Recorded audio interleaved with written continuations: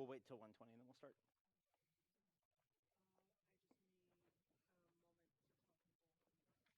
Okay.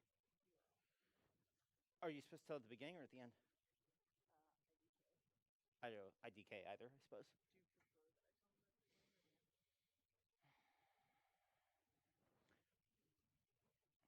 I probably don't care either. I think it would probably make more sense if it was at the end, since it's feedback after the fact. But I'm not passionate about it. Nope, I'm about to. No, you're fine. Do you need something? There's one in the back, I think. Thanks. You're welcome.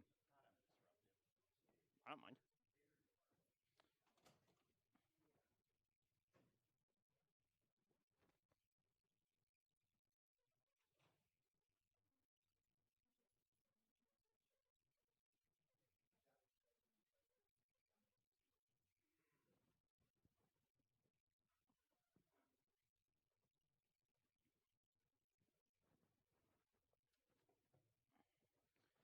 They're gonna have half the people sit facing this way. I might as well join.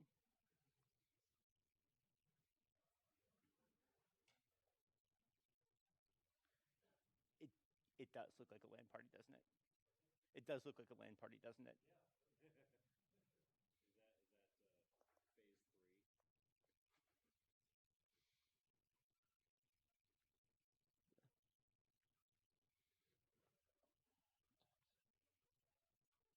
Is that phase 1:20. Okay.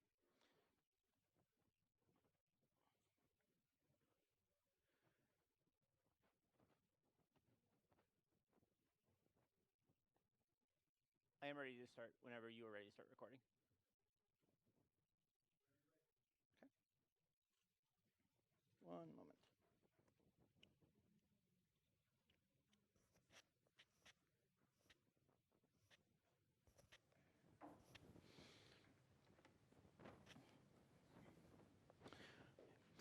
Okay. Good afternoon, everybody. My name is Luke Sneeringer. I am going to be the instructor for the Ansible 101 tutorial. Hopefully this is not a particular surprise to anybody here. If you have not already, please make sure you have checked in with Megan in the back. She is the TA and also the bouncer. It actually does matter because obviously these are paid, and also because we have created a virtual machine for everybody to use for the purposes of this class. We will leave it up for 24 hours. That will allow you guys to do experimentation and such, hopefully relatively easily. As I said, my name is Luke. I worked for Ansible for a year. I don't work for them anymore, but I'm still teaching this class. And the reason why I am teaching this class again is because I think that Ansible is a very, very, very useful way to do server orchestration. It's very well thought through, and I really enjoy teaching it. And so I'm looking forward to working with you guys on this thing. We're going to have 2 segments for this class. And the goal is that they're half and half, but they probably won't be. The first half will be exposition, and the second half will be a project. Basically, the first half is going to be, I'm going to stand up here, I'm going to talk, we're going to break for exercises. During the exercises, if anybody is stuck or needs help, I will kind of walk around the room and make sure that everybody is able to parse everything I've said and that we're all kind of on the same page. And then we'll sort of rinse, repeat until we've either gotten through the exposition section or run out of time. And then the second half will be a project. That might end up being more like 2 hours, 1 hour, somewhere in there. There will be a break in the middle at roughly 3 o'clock. The conference venue will bring out snacks and such, and we can all take a breather. These are the things that I'm going to cover. You do not need to know what all these terms mean right now. They all have specific meanings in Ansible, but we're going to cover in order more or less the basic building blocks that you will use commonly when you are writing stuff in Ansible. So starting with playbooks, tasks, roles, templates, and handlers. These are things that are very common, that are everyday material that if you are spending time working in Ansible, you would be writing. Modules and plugins at the end are sort of the 201 thing. I would love to get time to cover them. Last year, I covered them in like 5 minutes total because there wasn't time. So this year, I'm being a little bit more honest that may or may not happen. I do want to take some time and let everyone get initial setup done. I was talking about that a little bit as people were coming in, but there are probably some kinks we need to work out, and so that's going to kind of be our first exercise. You've all been given a virtual machine. The idea is that this is a virtual machine that you can modify and muck with as you need to. You should have the root password. You're probably, for your ease, going to want to spend some time getting your SSH key on that machine. We're going to very, very, very quickly go through that. So this is sort of our first exercise. We have a machine that we've made for everybody. I'm assuming that every one of you probably already has an SSH key made. If you don't, please ask me, and I will walk you through making one. Go ahead and put your public key on the machine. For the purposes of this, it's entirely fine to just use root. That's probably not what you would do in most production situations, but it's fine here. It doesn't actually make all that much of a difference, and we will cover that distinction as we go. But go ahead and upload your public key to /root/ssh/authorized keys. You will also go ahead and make a working directory on your machine where you're going to sort of work from. You're just going to be writing some playbook files and test files. Go ahead and put a file in there. I call it inventory, but you don't need to.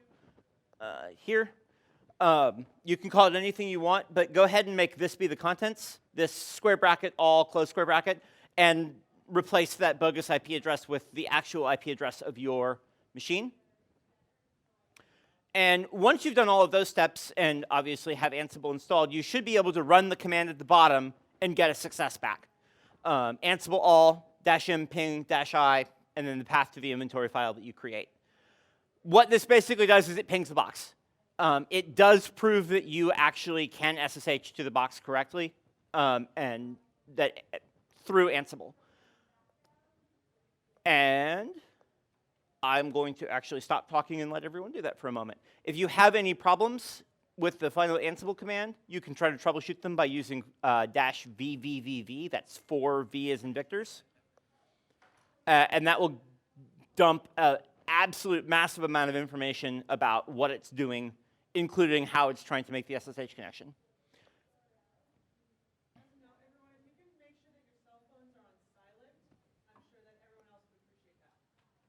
Yes. Yes, create, that's a great, so he asked, do I create the inventory file on my local machine? Yes. Create it somewhere in your local path. Just create a directory where we're going to sandbox for today and create the file there. And you can call it anything you want, but if you call it something other than inventory, change that appropriately.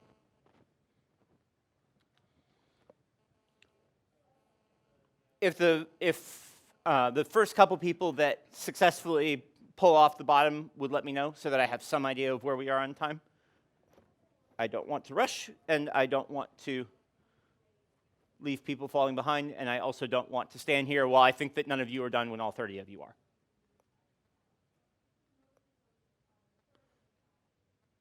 Yes? Okay, one moment. Megan, would you go to C125 and tell Eva however many short we are, since there was that one person who wanted to add the class? Yes? Machine. Here it is. But when I try to run the command, I get this. I'm going to walk around behind you. Sorry, just slightly wrong angle.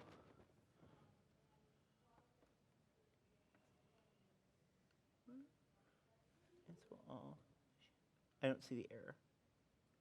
Oh, this thing. Oh, thank you.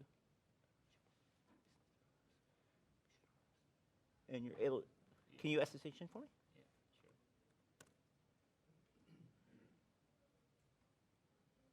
sure. Oh, yeah. No, it worked. Try to run this again. That's why it's because it's not the right user. I bet everyone else is going to have that problem too. We need to specify that you need to be root. Well, I did this, but I'm not sure if it's the correct. That is not the correct syntax. I will get you the correct syntax one moment. Yes?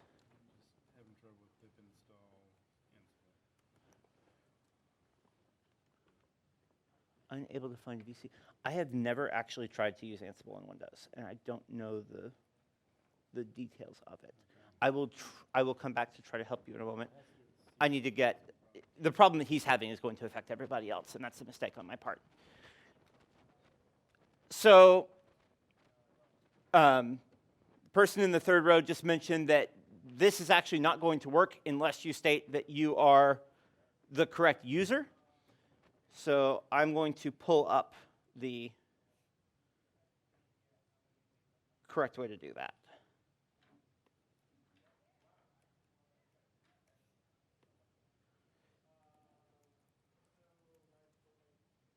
And I will make it very large on the screen so everyone can see it.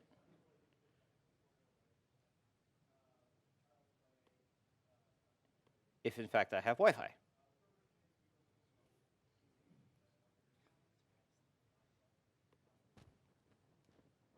Okay. That's not happening.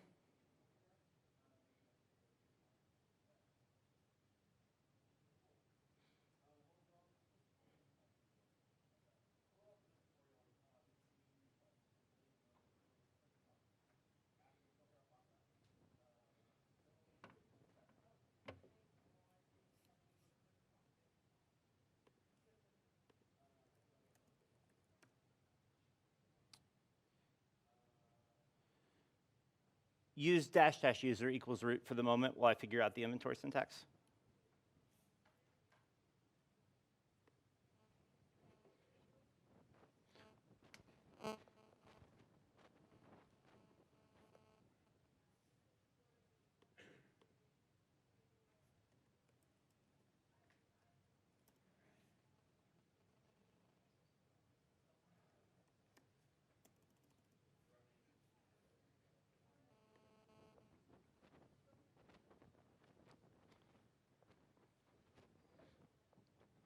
Has anyone successfully made this work?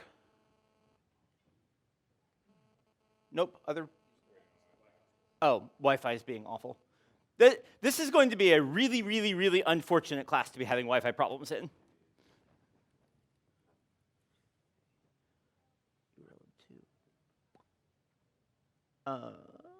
That's interesting. I wonder why it didn't just... URLib2 is a Python standard. Quick attendance check. Is John DeRosa here? Bueller. Evan Harris. I don't even understand how it's possible. Are you in virtual env or no? Not that it should matter. I mean, it's 2.7. Humor me and just sudo pip install Ansible on top of it. Or actually pip freeze for me. He's on 2.7.10.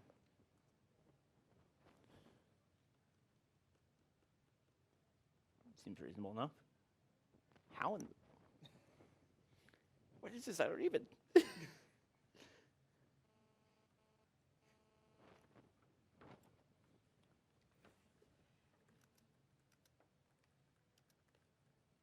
going to just do an older one just to see what happens.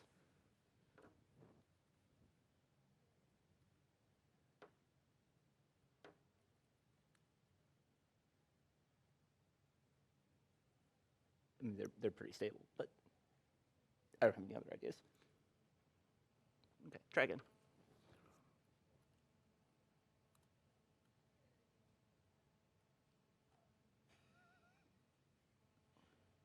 This is Python 2. That's not invalid syntax. In Python 3 it would be. But that's what's... There's your problem.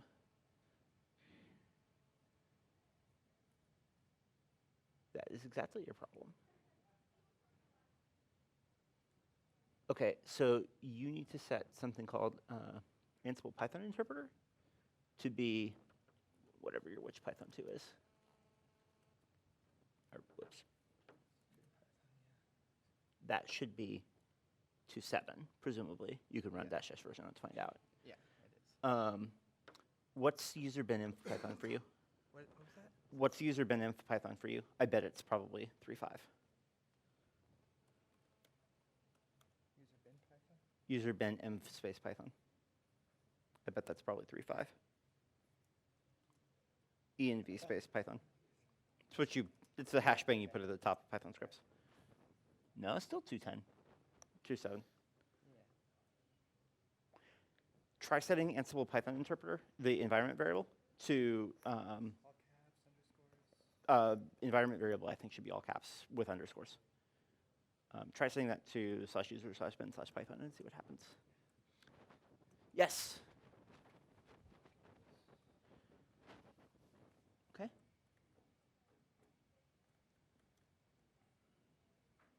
That looks correct. Okay, run it.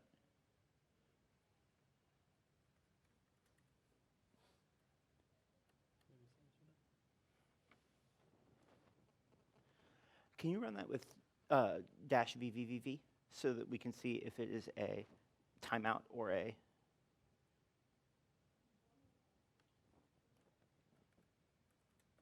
That was immediate. But root.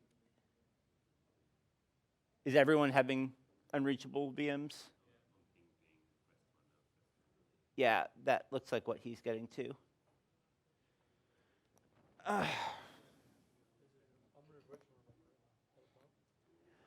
You do need to set Ansible Python interpreter sometimes, but I don't think that's what's going on here because it's trying to establish connection for root. And it's actually working as best as I can tell. Can you SSH root at the IP? I'm assuming that you just alias that. Worked. Trying to figure out what to do.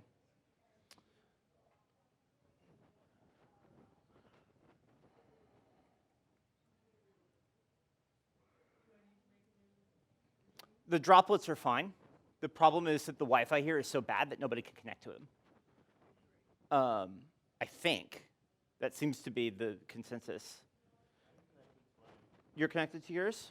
Are you having a different problem?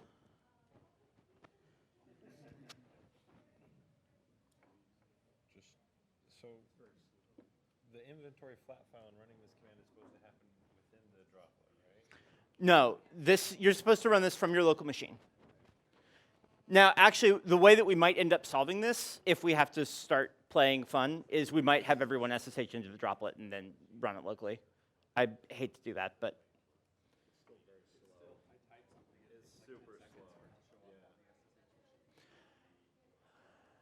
I need to figure out a way next year to prepare for this problem. I'm sorry? Yeah, I even thought about doing that. I thought about having everyone get Vagrant or Docker or something, but I was like, I wanted to keep the setup for you as little as possible, and I assumed the conference Wi-Fi would work on tutorial day. Like, if it doesn't work today, what's it going to be like on Monday?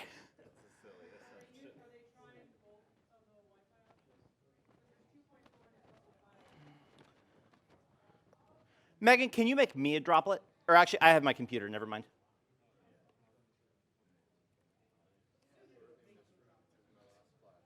I'm sorry?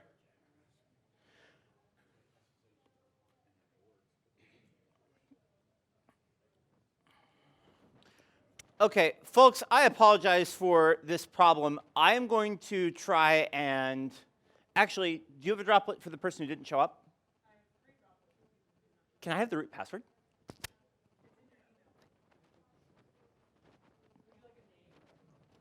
Probably. Thanks.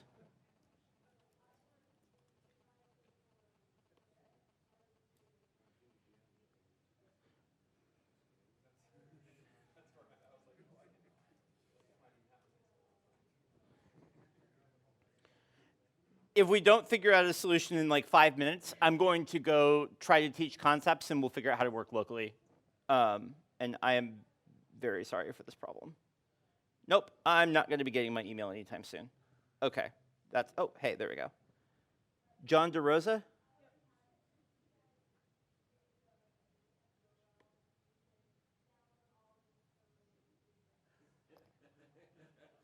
We're going to pull up an email. Ready? Watch it go. There we go.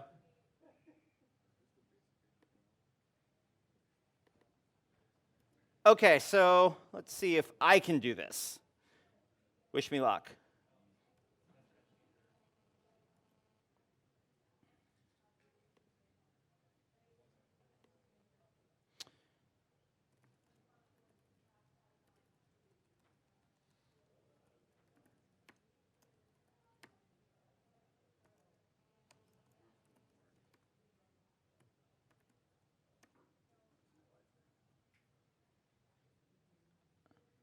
One 59, 203, 202, 30.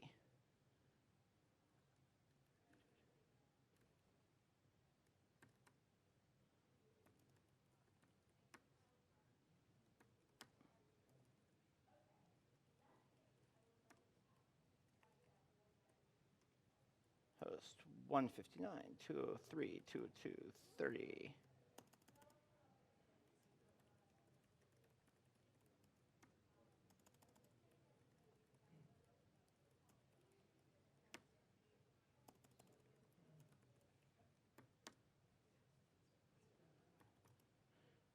And 202, 203, 202.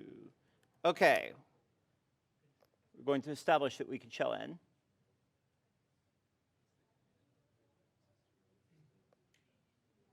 Ansible space, thank you, I am only, no, you are fine.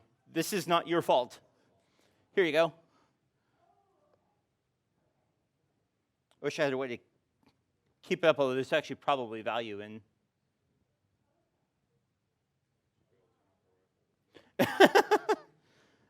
I mean, if this is a problem now, I don't understand how 2 days from now is going to work.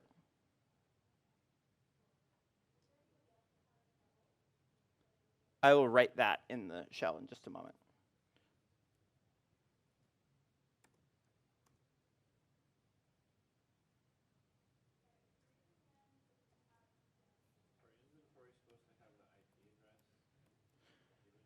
The inventory should have the IP address in it. It should look like, yes, it should be the actual IP address. It should look like that. There's no way that's readable. Anyone remember this?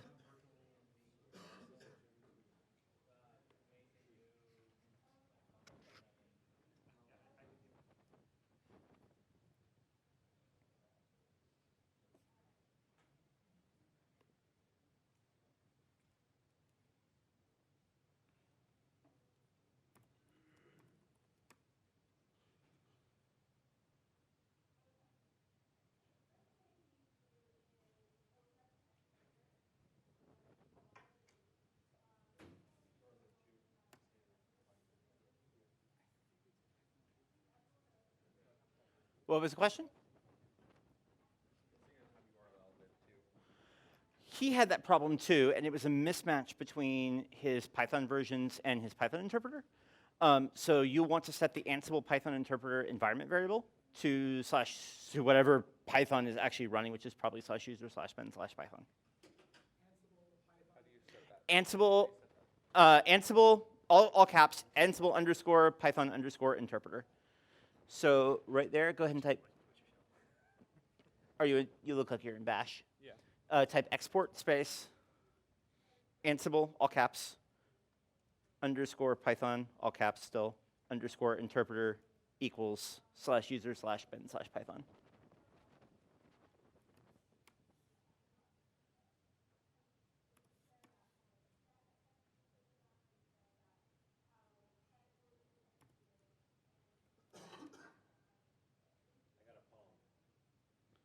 You got a Pong. Excellent.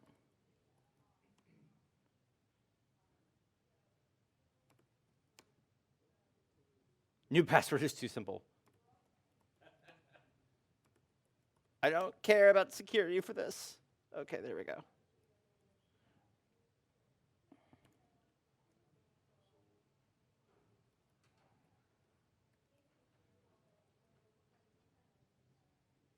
(159 to 203.22.3).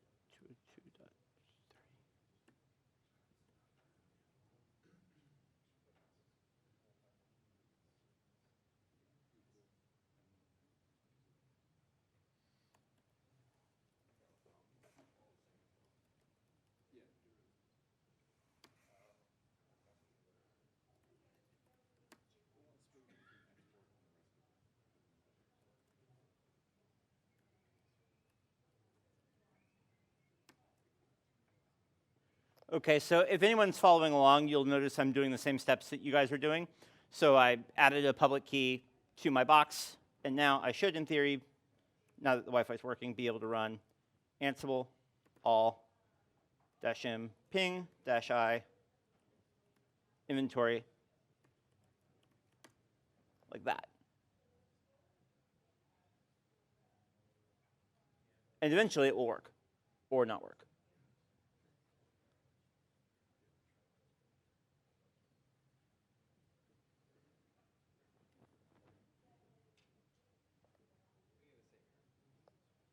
I'm either going to get the same error or a timeout. Oh, you are. Okay. Python, did I spell interpreter? I think you did. How do you spell interpreter? No, you spelled it correctly. That's what I thought. Yeah, if I can get to Google. Yeah, if we could get to documentation, all these problems would be drastically easier.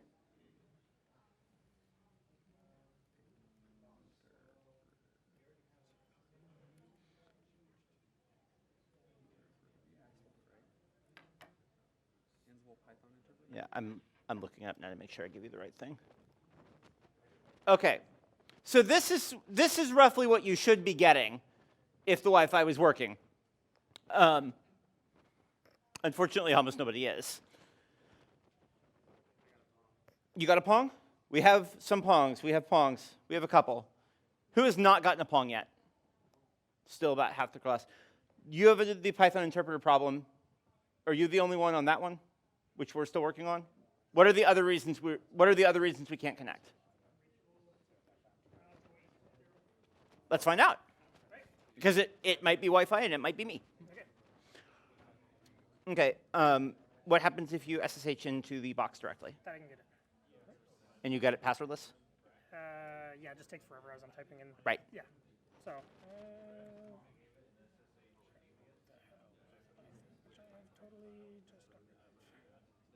What are someone else at this table hadn't gotten in yet? Who was it? What's the problem you were having?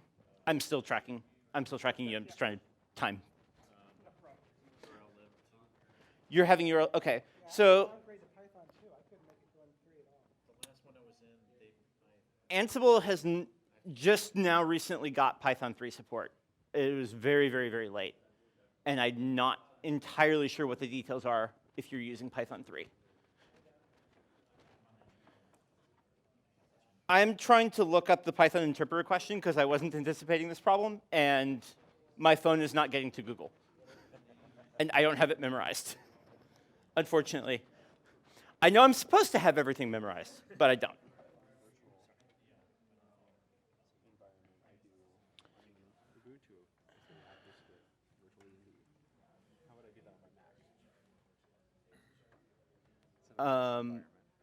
You generally download, oh, no, you pip install virtualenv on a Mac.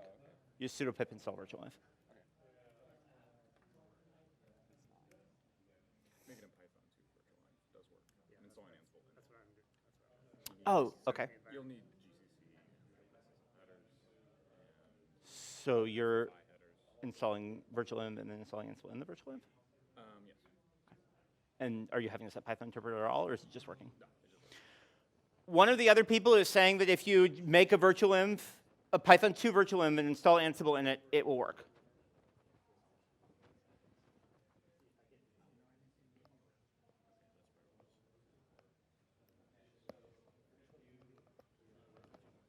You said you added your SSH key to.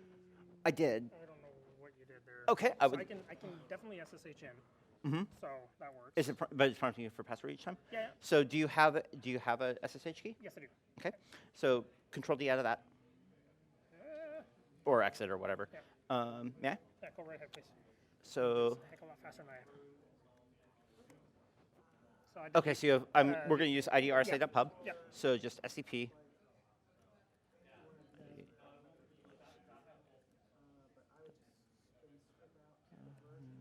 At, I don't know. You're right. Oh, wait, 150. It's yeah. at the top. 203.202.147.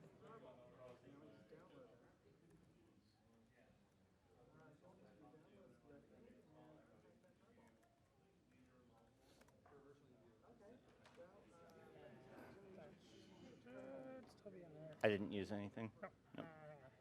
Yep. Because I can never remember passwords. Yeah, I use 1Password too.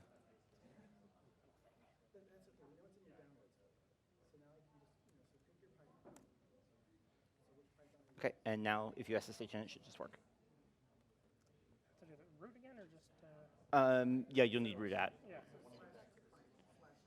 I can get around that too for you if you want. 203, 202, 147. Bam. Now you should be able to run the Ansible command, which is not what's up right now, and I should, oh, it is kind of up, but it's very small.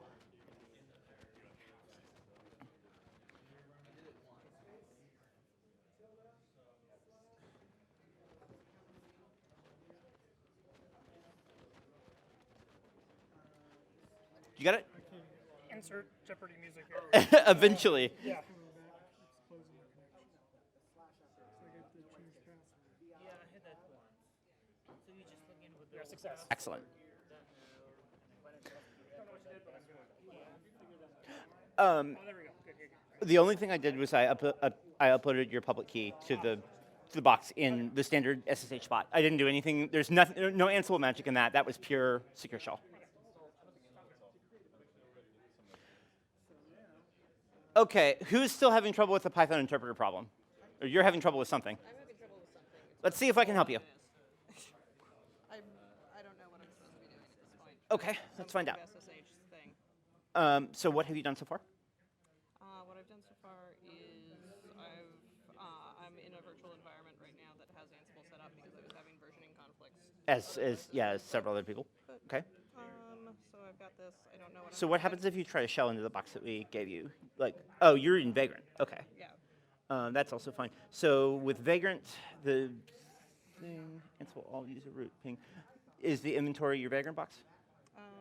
Inventory. I made an inventory file in the Vagrant box.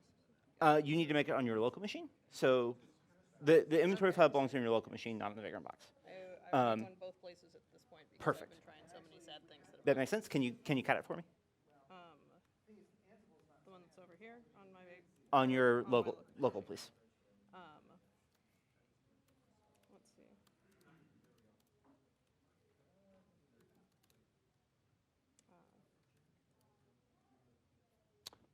Okay. That's the IP of your Vagrant box? No, that's the IP of the thing you gave me. Got it. Okay. I can try to support either one of those. So we'll go ahead and, to keep it consistent, we'll We should pick one thing. and go with it. Yeah. Okay. So, and I don't want to get everyone on Vagrant, although that would have solved other problems if I had.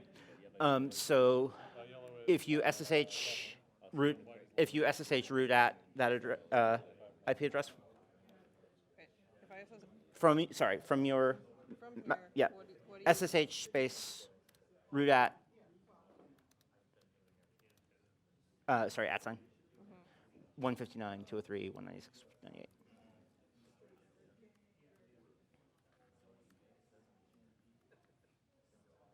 Okay. So hit yes. Apparently make you type it. Okay, and we should have given you a password for that. Okay. Great. This is all that I'm. Yeah, I think we. I have not done anything with my SSH key. Or, No, that's completely fine. okay. I thought that was. No, this isn't danceable stuff. So, and now it's going to make you type the password again. You have it in clipboard and make a new one. Doesn't matter what. I literally did foobar baz for mine. It's going away in a day. Doesn't matter what the root password is. What? Okay. Excellent. Okay. Yeah. Excellent. So we're almost there. So I'm going to go ahead and control D out. And the next thing we need to do is we need to get your SSH key onto that server. Will you ls? Yeah. You want? I have too many. I Files. just want you to ls your ~/.ssh directory. I have an SSH key there. Okay, perfect. ID rsa.pub, something like that. Yeah. I keep too many things on my thing. That's fine. So LSing would have just given you a big list. Perfect. No, completely fine. Okay, so SCP space ID _rsa.pub. Okay, what, space, IP address, so 159, sorry, root at 159. okay, I feel like we have somehow either solved or bypassed this versioning problem. I feel like it's not actually settled, and That might be the case. I'm not sure exactly. Oh, sorry, I wasn't done. My fault. Colon. This is actually before the versioning problem. Tilde slash dot ssh slash authorized underscore keys. Enter. okay, okay. That'll be the last time for that password. Okay, and so, Okay. Now, in theory, depending on what problem you're having, you should be able to do that command. oh gosh, okay. I think we're going to run into the versioning problem here, which is why I You are tried to probably escape right. into Vagrant, but You are very likely to be right. We'll find out. Vagrant has its own problems. That's Well, her system didn't have Python 2 installed. Yeah, got it. yeah, that's the, Which is why you were running Ansible from Vagrant. Okay. yeah, whereas I definitely do on Vagrant. I don't suppose you happen to have the same SSH key in Vagrant that I just had you upload. I have the private key. Perfect. That'll do it. That'll do it? That'll do it. So, Try it there. See what happens. oh, so I can just, Mm-hmm. I can just live here and live my life in a Vagrant machine. and Most have, likely. and have Assuming you have the same private key. Oh, well, there Yeah, we go. that's just needing a Yeah. file. That'll be fine. And then, This took a long time last year for completely different reasons.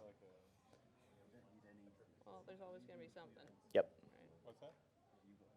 Next year I will make this better. Hey, there you go. Okay, great. So this versioning problem I don't know anything about. I think that has to do with your machine setup. The reason why you were having the problems earlier was because you didn't have your public key up on the box yet. Yeah. I glossed over that because I wrongly assumed that everyone would know it and 3 or 4 people didn't. So, Okay. so you are now in. Glad I'm not the only one. No, that was not you. Who is still not in? 1, 2, 3. Yep. What are the outstanding issues? Can't install Ansible. Oh. So we had one person have that problem last year, and what we ended up doing was we had them run Ansible from the Vagrant machine locally, or from the box locally, and that will probably be what will serve you the best. What are the problems that you were having? I should hopefully. His Python was Python 3, so we had to create a new virtual env that was Python 2, and now we're pipping in Ansible. Got it. Okay, so you're probably almost there. What is the problem that you were having? I can SSH to it, but if I actually doing it through Ansible, it errors out saying it can't connect, and I don't see any use. I didn't pip install Ansible, so I had it just from the Fedora repo. So I'm going to try and install it. What Ansible version are you on? 202. Oh, should be fine. You can clearly SSH in without a password. Yeah. You're clearly trying to SSH in as root, Yeah. So and it just says failed to connect, which is Yeah. useless. yeah. So let me. Yeah.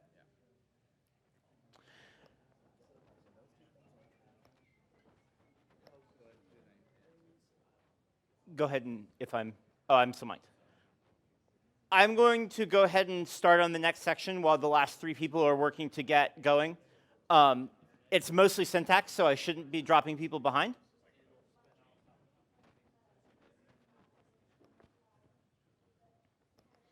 Because I'm going to talk about YAML for a minute. Again, there's a couple people who still aren't connected, but most of us are now in. The Wi-Fi also seems to have gotten a little bit less draconian.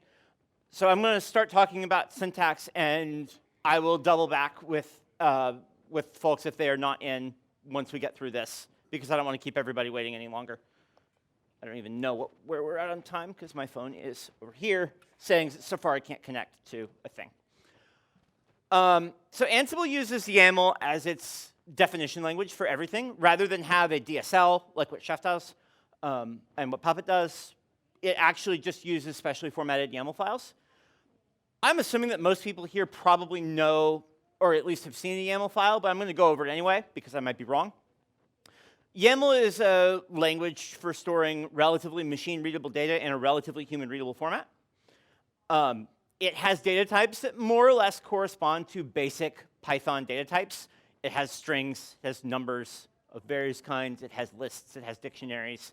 It has some other types, such as dates. We're not going to be doing anything with those in this class.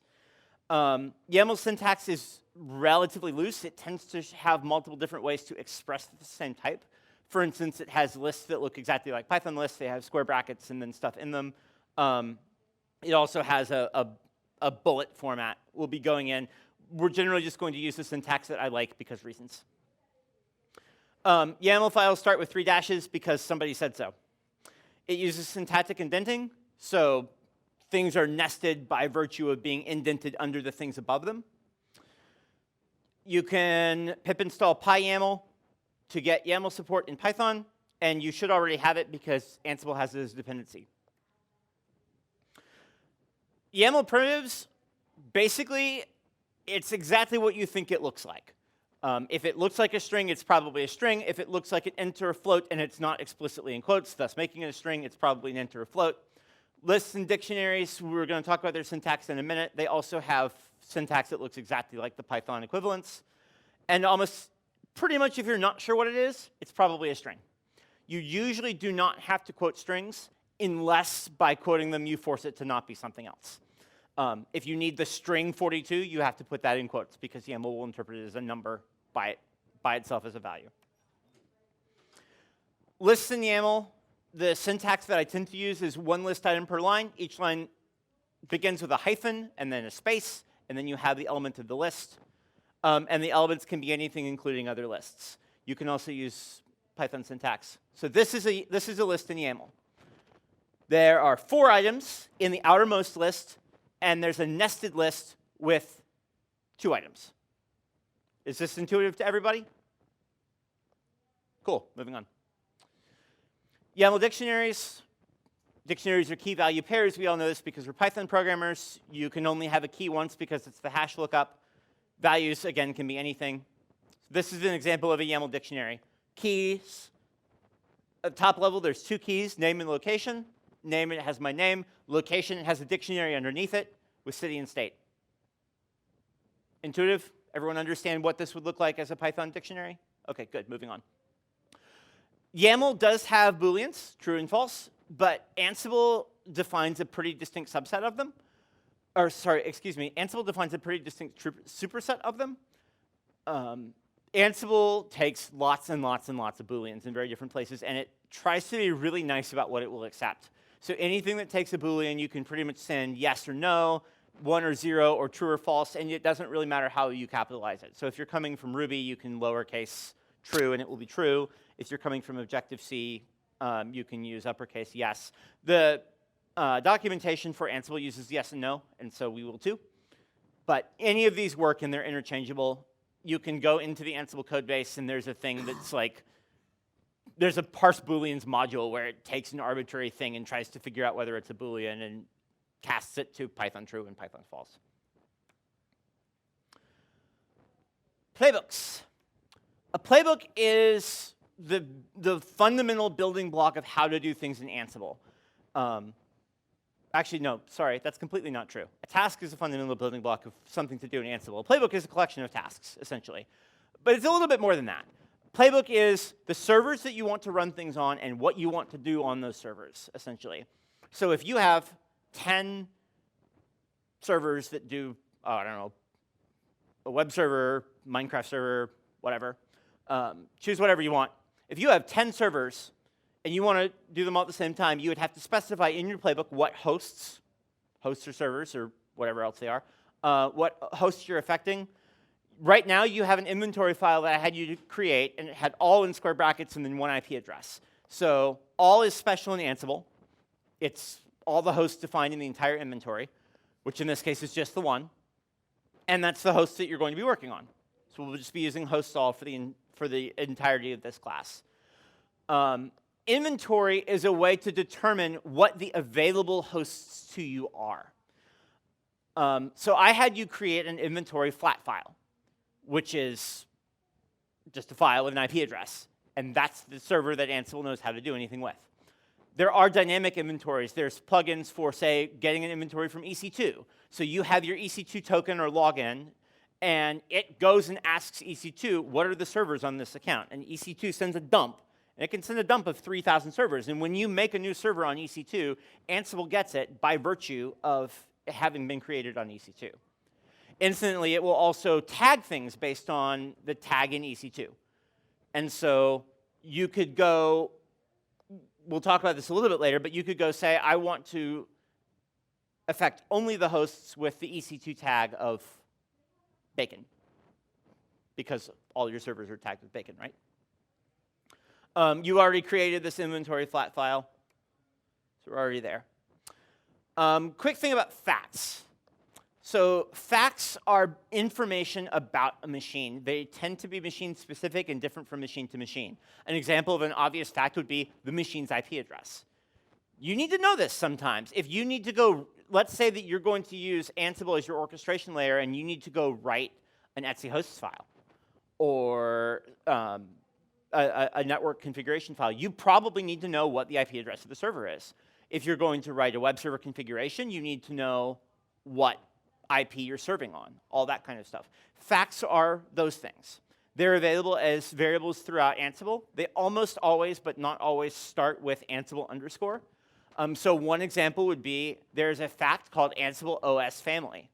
And it will say something like Debian, or Red Hat, or Darwin, or I don't actually know what it says for Windows, but it says something to that effect. And if you have an inventory that has a bunch of Red Hat servers and a bunch of Ubuntu servers, and you need to do something different based on which one you're on, as an obvious example, using yum if you're on Red Hat and using apt if you're on Debian, this is a way to know that and make sure that some plays get executed only for one type and only for another.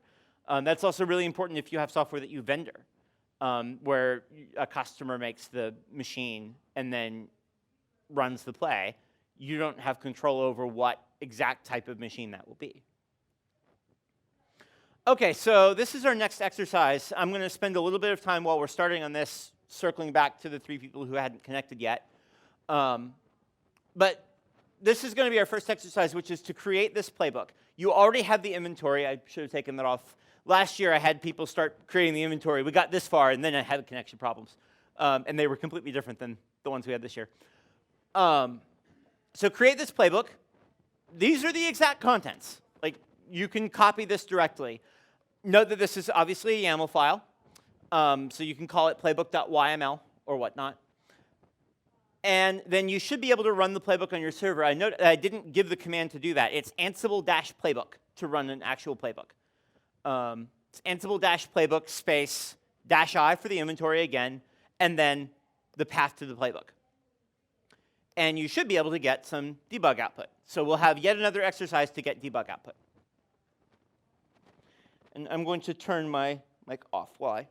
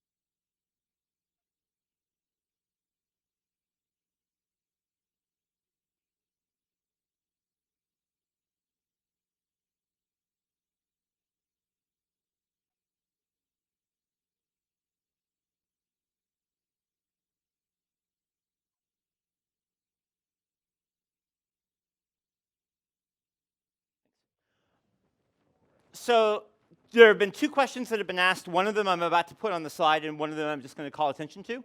The first one is, what's the command to run the playbook? Sorry, slide failure there. It's Ansible-playbook. That's the name of the binary. It's not Ansible space dash playbook. It's Ansible playbook with a hyphen in the middle, one command. You still need -i for the inventory, and then just the path to the playbook file. I'm sorry? And you still need user equals root if you haven't done some magic to make you not need that anymore.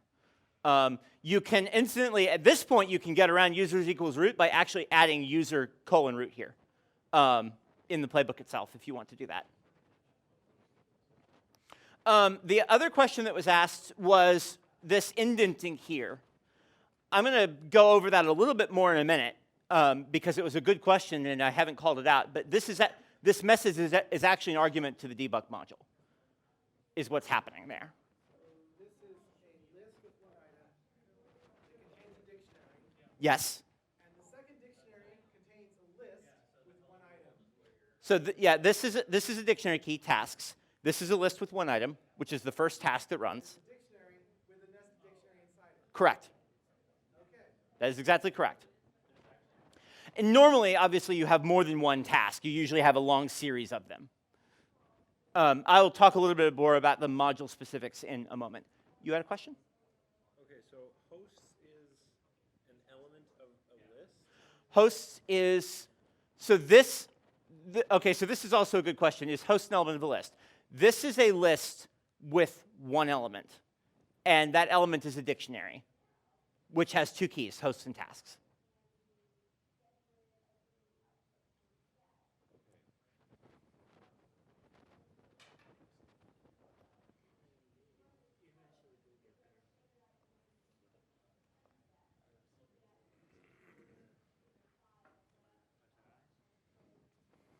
When you see a series of tasks, it will start to make more sense. Lists with one item are not fun for YAML exposition.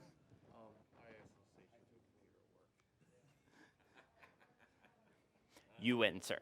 You win. Amusingly, somebody did that last year too.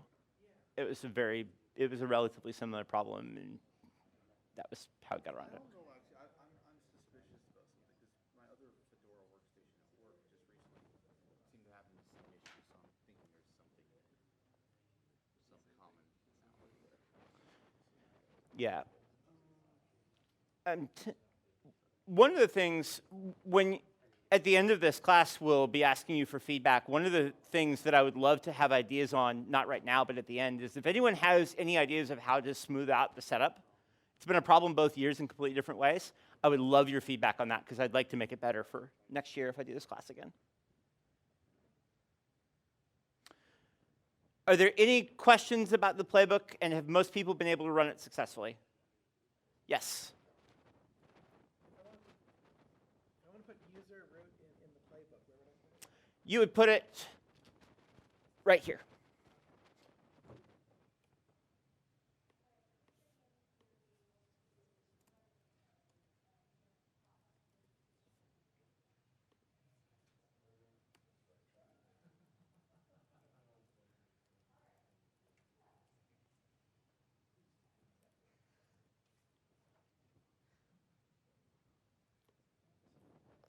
This is called editing on the fly. So if you want to specify the remote user in the playbook, it goes up here at the playbook level. It's not, and the reason why that is because generally the entire playbook runs as a single user. You're not specifying a different user for every task. It is possible to override user on a per task basis, and we can talk about that in a little bit.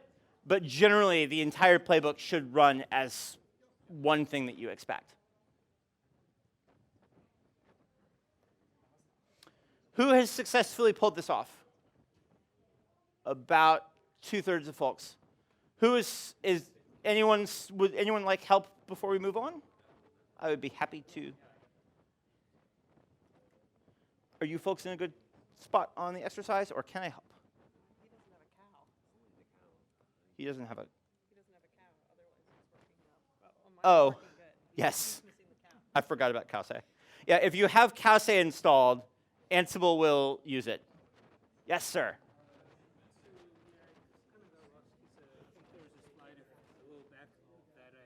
I'd love to help. didn't get to. So, do you know what was that first thing with the inventory file? Like, I'm still on that step, but I can't see the slide because. Sure. Do you have an inventory file written yet? Yeah, I did this. From You just memory, need I the don't know if actual that's- IP address. Like that 255 was intended to be a placeholder and was not clear. Okay. And I apologize. Oh no, that's okay. And then after that, I needed to run some command, right, with some different parameters. Once you have the inventory in place, that command should work. The Ansible Playbook command should work. Okay. Okay, thanks. I have a quick question. Yes. It's related to the cows, actually, but I was trying to figure out how to disable the cows. And it says there's a, well, I'm just wondering this. Ansible no cow. configuration file. Ansible no cow. Yeah, Ansible.cfg is the Ansible configuration file. If you put it in that directory, and it's no cows equals 1 Right, okay. is the way to get rid of the cows. I am not a fan of cowsay.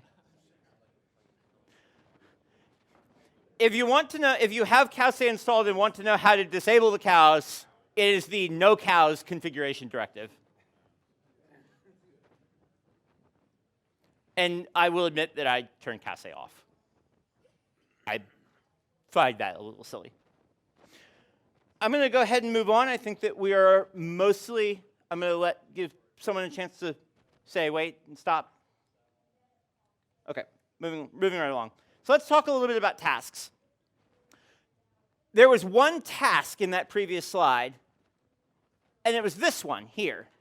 This is a list of tasks. So there was a question about the YAML syntax earlier. This is a list with one dictionary with 3 elements. This is a list with one dictionary with 2 elements, name and debug, and then it itself has a dictionary, which is this message, hello world. For the next bit, we're only going to talk about this part here. We're going to just hand wave this stuff. We're going to talk about these tasks. So a task is the atomic building block of doing a thing in Ansible. A task is, I want this thing to happen on all the servers that I'm currently working on. Some important language understanding here. A task, I'm going to actually read my slide. A task describes a state which shall have obtained on the machine. Who uses the phrase, which shall have obtained, ever? Anyone? Anyone? No? No? Can anyone with classical language knowledge tell me what tense that is? No. Close. Very close. You're almost right. It's past perfect. It's past perfect. State which shall have obtained means something happened and it is still in effect now. So that's coming to this concept that I'm going to try to really drill into you folks and make sure you understand, which is idempotency. Who uses the word idempotent? Quite a few more people. My wife says I do. She's not wrong. If you've used any other orchestration tools, like this is a common term, idempotency. So here's kind of fundamentally what a task is, and I'm going to explain it by what a task is not. A task does not mean machine go do X. It means machine make sure that X has happened, that you're in this state. So let's do a great example. What's your name? The person, Al, you said? Okay, so I'm going to use Al as an example because he got so close on the tense, and I'm going to pick on him. So let's say that he wants to make his user on the machine. What happens if you run user espin user add on a machine and your user already exists? You get an error, right? You get error, user already exists. You can't do that. The way that orchestration works is you're trying to get machines to an unknown state to a known state, to a particular state. So it's not machine go add Al, go add a user for Al. It's machine make sure that Al's user is there. That means 2 things. It means if Al's user isn't there, go make it. Put it there. Run user add. If Al's machine is there, do nothing. And then you can run this function over and over and over again. The first time you run it, it will create Al's user. Every subsequent time, it will no-op. And if Al goes in and deletes his user, then the next time you run it, it will create it again. Everyone tracking? That's what idempotency more or less means for this context. It means all subsequent runs end with the same result, and as a side effect, do not error. It's not useful to us to have an orchestration layer if you can only run orchestration once and then your playbook errors. That's bad. So this is the way around that. And I'm spending a lot of time on this slide because this is actually somewhat complicated and hard to understand. And so I've tried to go through it in different ways with the tenses and then the example. But this is something that's a little bit interesting to get your head around. Tasks are described as in YAML as a list. We already went over this. Each list item is a separate task. They're executed in sequence, top to bottom. If any task fails, Ansible will stop. It will not try to plow through and go to the end. At any failure, it's done. Generally, Ansible will, it varies from task to task, but more or less you can think of a failure as equivalent to a non-zero exit code on the shell.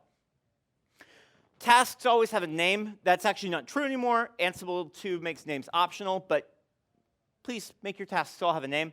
And then they have a dictionary key for the module the task is using. So let's go back to the example of making a user.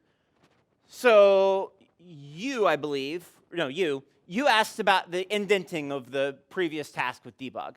One of the two of you did. I don't remember which. So hopefully this will now make that more sense. Make more sense. So this is the name of the task. Every task has a name.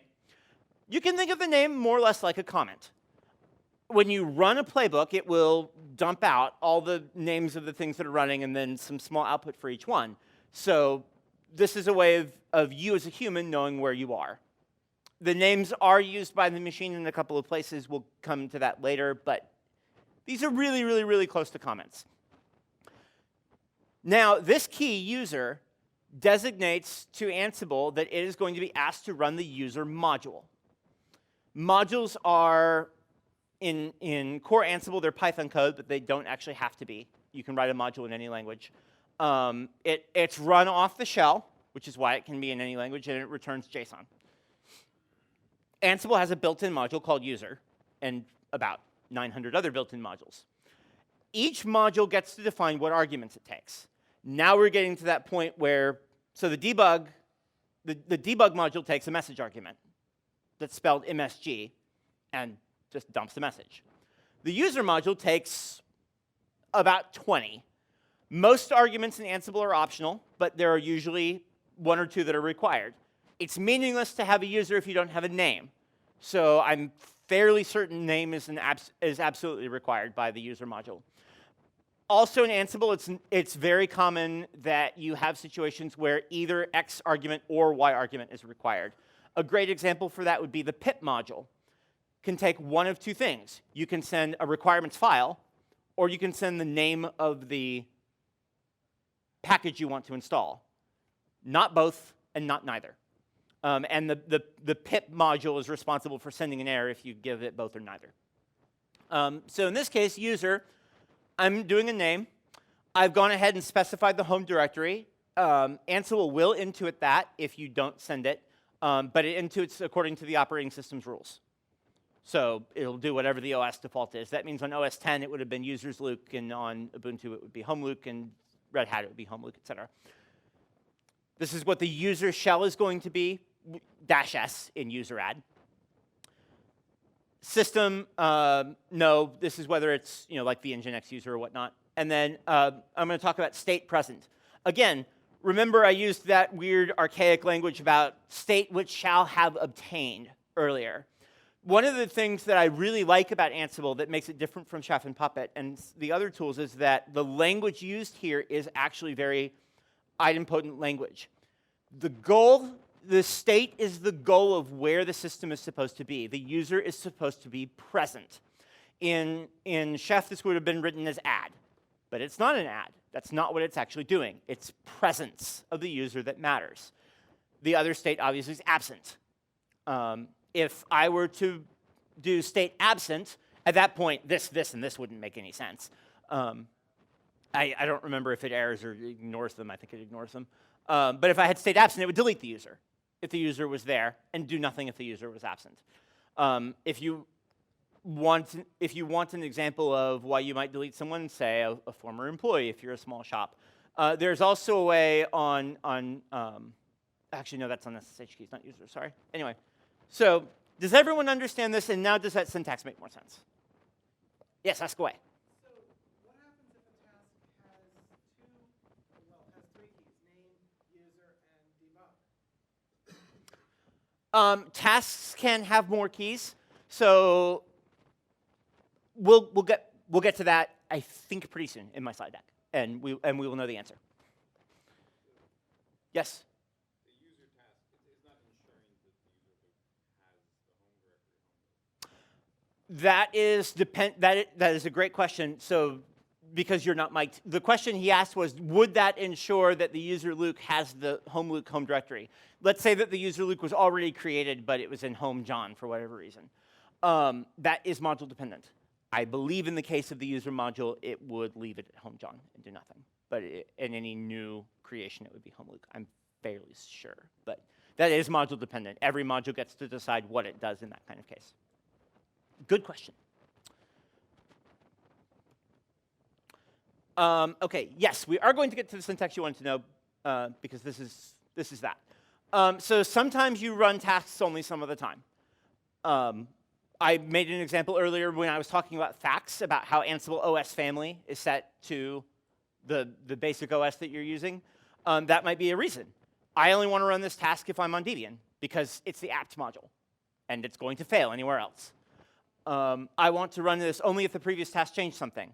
It's a very obvious reason. Remember, for idempotency, we'll get to this later, but sometimes you might not be able to make a task idempotent. And the way that you might work around that would be by only executing the task if you can determine previously that you need to run it. That is a valid way to do idempotency if you have to. It's not preferable, but sometimes you have to do it. We'll ignore the last one. So tasks, this is a key point that goes back to Walker's question. Tasks, not modules, take additional arguments besides name and the module. One of them is when, which sets up a conditional. So the when key takes an expression and skips the task if the expression is false. We'll talk about Jinja a little bit more in a minute, but Jinja is the templating language that is used within Ansible and what happens here. It's essentially Python. So this is an example of a task that installs Python 3 through apt-get. So what's it doing? Okay, so this is our comment, install Python 3. That's simple enough. Apt, what does this mean? Somebody? The presence of this key. No. Yes. It means that we're using the apt module. That is exactly what it means. So there's a built-in module within Ansible, and it's called apt. And it uses apt-get. Apt takes the following arguments. Among other things, it will take package, which it abbreviates to PKG. I think it might take package spelled out, but I'm not sure. And again, state present. We're making sure that the apt-get Python 3 module is present on the system. But what if we have Red Hat boxes in our inventory?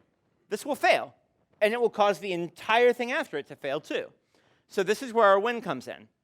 So when Ansible OS family, remember I called that out as being a variable that's pretty much always available, is equal to the string Debian.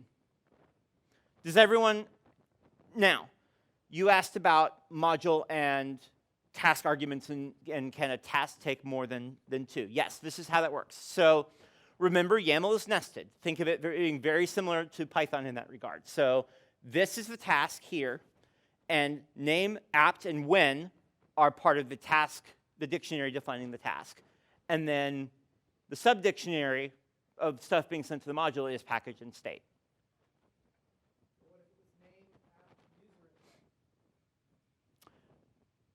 Are you talking about having 2 different modules? You would need 2 different tasks. So this is a list, remember? And tasks execute in sequence. Dictionaries are unordered. Only one key in the dictionary can be a module. That's correct. Hopefully I will have that actually visibly shown. But you could have under this, and it would be reasonable to have immediately under this, -name install Python 3 yum package Python 3 state present when Ansible OS family equals Red Hat. And the way that would work would be the subsequent task. This one on a Red Hat box would be, it would get there, it would say, oops, I'm not Debian, skip. Go to the next one, okay, I am Red Hat, run yum. And then on an Ubuntu box, this one would execute, and then it would get to the next one, and it would say, oops, I'm not Debian, skip.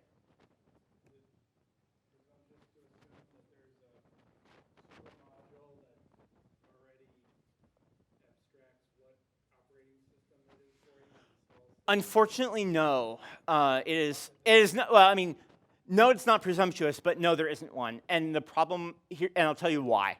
The problem is that there's no way to derive package names. Like, it happens to be that the Python 3 package is the name of the package on apt and on yum, but that's very, very, very often not true. They have those two and others have entirely different naming systems. They don't intersect. There's no way to systemically determine which one. So the way that I just described, where you have apt, when, yum, when, whatever else, when, is the correct way to do it. Very good question, though. Yeah, no, that module does not exist, because there's no way to programmatically determine how to do it. Coming back to idempotency, because again, I really want to drill this into everyone, tasks should be idempotent whenever possible. That means that running a task ensures a state. A subsequent run is a no-op unless the machine somehow got out of that state. Most provided Ansible modules will possibly, at the end, talk about how to write your own modules. If not, it's very well documented at Ansible's website. But most Ansible modules that are provided are already idempotent. There are a few examples. The shell module cannot be idempotent, right? It takes an arbitrary shell command. There's no way for, like, again, it's not even possible to program that. But in general, most modules are idempotent already, and you don't really have to think about it very much. Oh, hey, look, I'm ahead of my slides. Some of the more open-ended ones aren't. And then you have to think about how to do it. And even in those cases, they tend to provide tools to help you. So like shell has a special argument called creates, where it checks for the existence of a file that it assumes your command will create. And if the file is there, it goes, oh, file's already there. I don't have to do anything. So a lot of the ones that can't be idempotent have ways to get back into that spot. And if you're writing your own, this is something that you're supposed to think about. Opinions. That's what you're paying me for, right? There's a long string form that you can write tasks in. The Ansible documentation uses it most of the time. I didn't actually show it on the screen. It would have been something like name, and then the name like you would see, and then it was the module colon, and then all the arguments with key values separated equal on one line. If you look in the Ansible documentation, once the Wi-Fi is back, you'll see examples. Don't do that. It's ugly. It's hard to read. Your editor won't be able to do any syntax highlighting on it. It's just annoying. Shell has a special thing that happens when you're using the indented form that I've been showing, which is that you actually have to specify args at the top. Shell is weird. I'll show that once, so you won't have to remember it. The other thing is state is almost always optional. You'll notice on both the user and the apt examples I gave, it had state present. Generally, state present is the default. And if what you want is state present, you can leave it off. I've done a lot of Ansible. I've been doing it for 3 years now. I worked there for a year. I really, really, really like explicitly specifying state every single time. It's extremely helpful to someone going to read the playbook. Even though it's kind of obvious, it's almost always present. That's the default, but it's really useful to have. There are states other than present and absent. In apt and in pip, there's a state latest. For services that are starting, there's started, which is the default, reloaded, restarted, stopped. So whenever you get off, especially whenever you get off of present, it's really valuable to have a habit that for anything where state is an argument, you always specify it explicitly.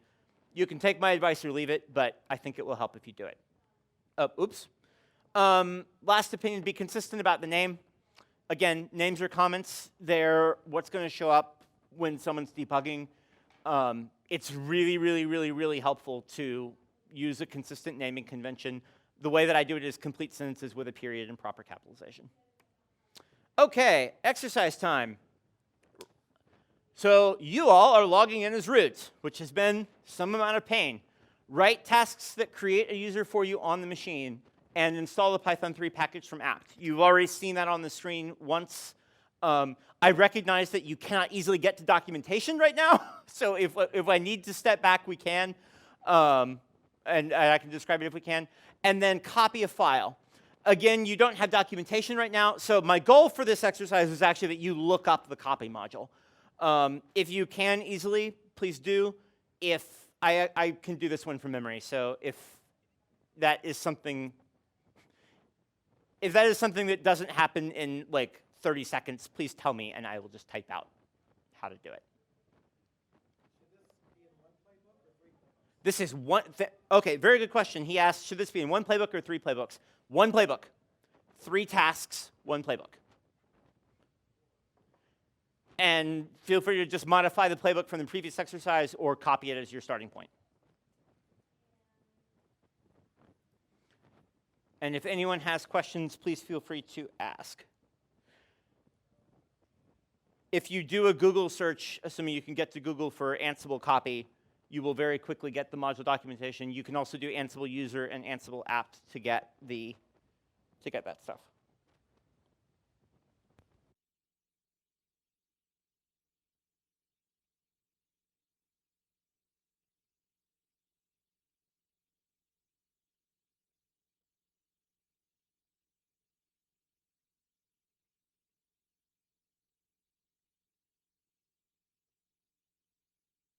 So the question he asked was, is there a good way to find modules for things? Ansible has an absolute ton of built-in modules. Generally, if you search on Google for Ansible space and generally the thing you want, you'll probably find it. There are also lots of plugins you can get from something called Ansible Galaxy. You won't need them for anything in this class, but they do exist. They tend to be really specialized, but Ansible has a policy of being very open on what modules they put into core and extras. So you will be very likely to be able to find it.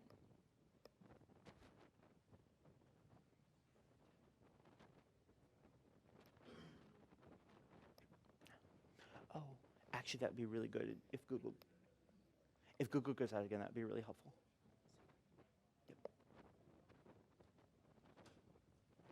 Sorry, did I mess you up?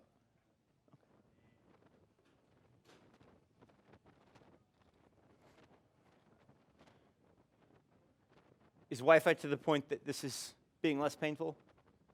I'm getting nods. Okay, good. After this exercise, I'm going to try to get through one more before the break. I will be very, very, very cognizant not to send us to break late because I recognize that the food is only there for like 20 minutes.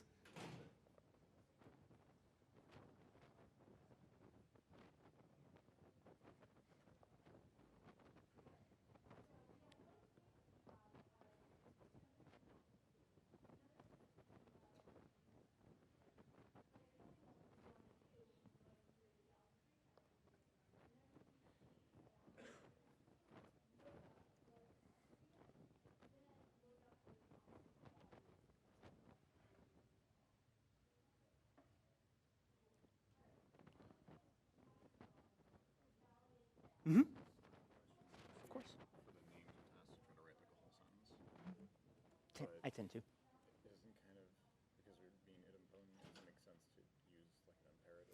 I tend to say ensure. A lot of my sentences start with the word ensure. Okay. But I also, it kind of depends. Like, I definitely wrote install Python 3 earlier, and probably I should have said ensure Python 3 is installed. Would have been better. Yeah. Actually, I'll go edit that slide for next year. But yeah, I use the word ensure really frequently.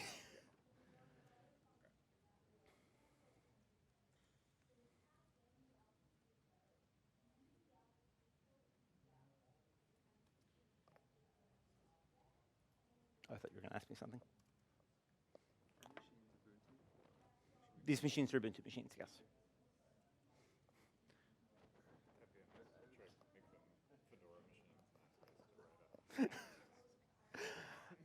I'm not actually trying to trap you, but yes, that No, we just made it standard Ubuntu 14.04 machines.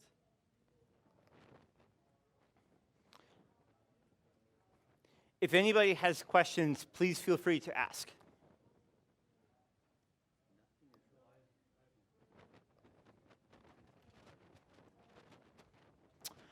The reason why that is probably because there's a go to name. I am almost sure I can tell you why. It does have aliases. Oh, that'd be why. Yeah. The other reason They're not. the other reason is probably that if you're doing purge or update or some of these others, like apt-get update doesn't take a name. If you just do apt with nothing, it's going to fail. But you can do like apt force update : yes is valid, and it does apt-get update each time. So he was just asking, and it was a good question. You'll see modules that have no required arguments at all. Generally, it's never the case that literally nothing is required, but it's usually that you have a lot of leeway in, like, you can specify X or Y or Z.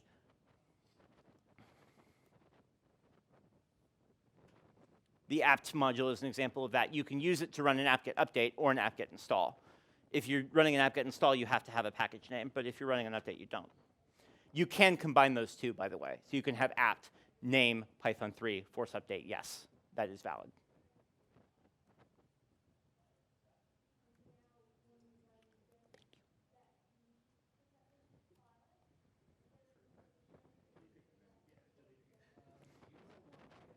Coming. When we run the playbook, Mm-hmm. it gives me this unsupported parameter for module gather subset. Do you know what that is, or? Gather subset. Can I see your playbook? Sure, yeah. Wait, sorry, it's kind of slow. I also had this indented before, but then I tried changing it in case that made a difference. That should be correct Oh, indentation. okay.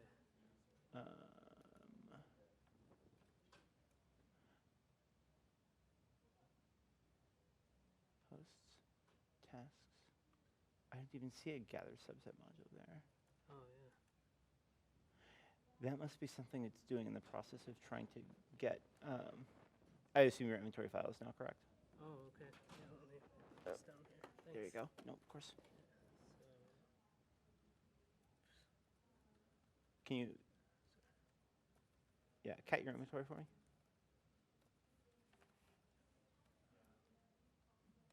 I think that should be the IP for. So this is the box you provided, and then this is just some other DigitalOcean box I Right. have.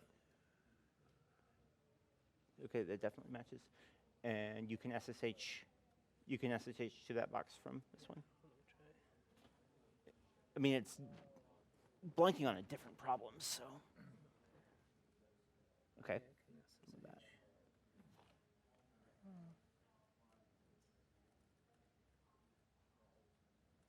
Via the playbook again? Or, Oh, oh, wait. try running. Let me. Dash I. Oh, And then user root. Because you didn't specify explicitly, which is fine.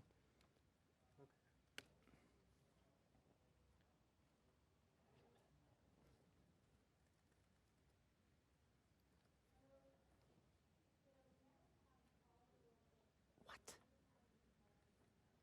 Oh, just wanted the version.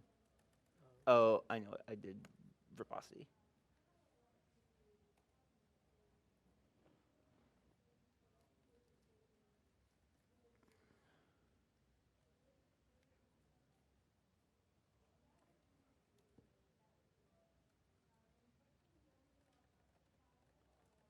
Just checking for anything super weird, but you did a pretty standard install, I thought. So there's your no CAS. Don't like CAS, that's unfortunate.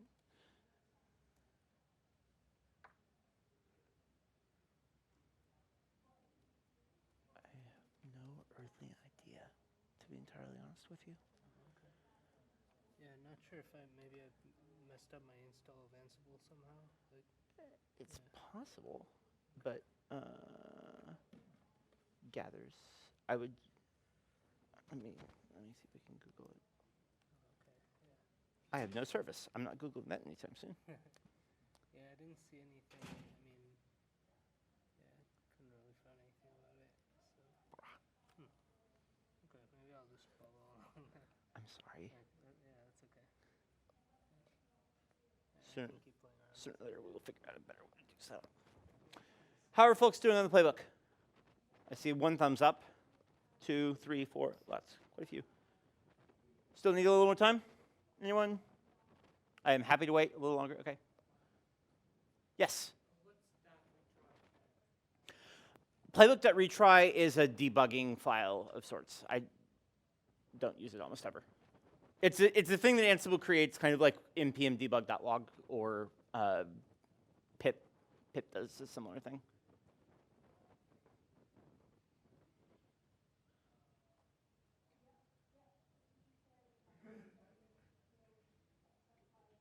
May I look over your shoulder? Yeah. What's the actual? I'm going above and beyond. I got the 3 That's- basic ones. That's fine. Command is super weird as well.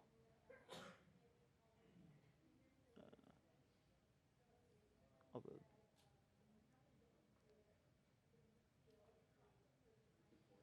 So you can see my Stack Overflow through the middle here. This Mhm.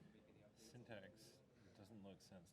Notice that there's a- Does the debug really live at the same level as the name? yeah. So notice that that's a hyphen Right, that you 'cause missed. It's another It's module. yeah. It's the debug module, and because that person was debugging, he didn't bother to put a name at the top of the task, and so you didn't realize it was a separate task.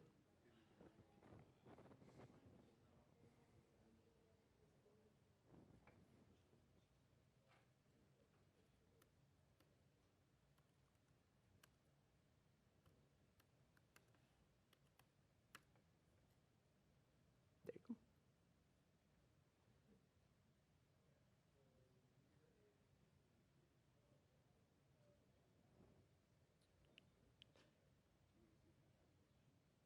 Message file.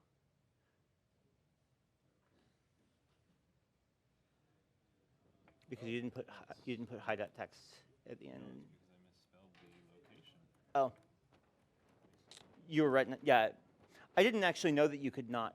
I didn't actually know that you could get away with not putting the file at the end on dest.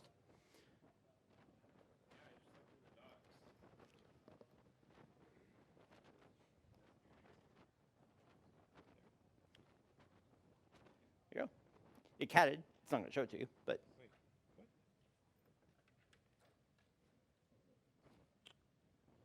You. Okay, so for message, I'm going to actually just have to give you this one. For message, you need it to be the variable. So put in. No. You're right. Go back to message. Yeah. Yeah. Am I in insert mode? Yeah.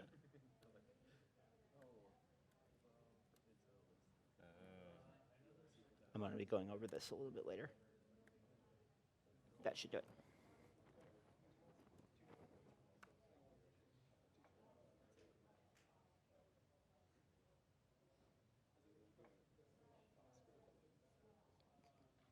There you go. Are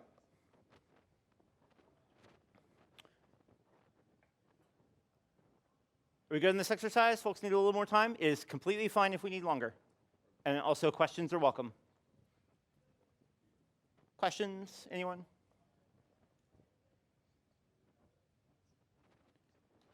Does anyone not want me to move on? Anyone speak now or forever hold your peace? Yes, question.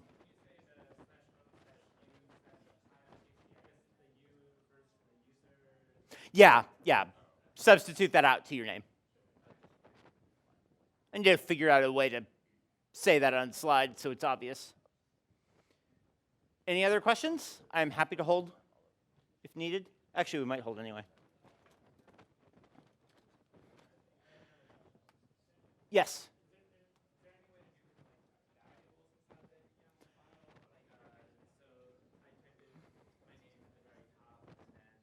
Yes, there is a way to do variables. We will be getting to it soon.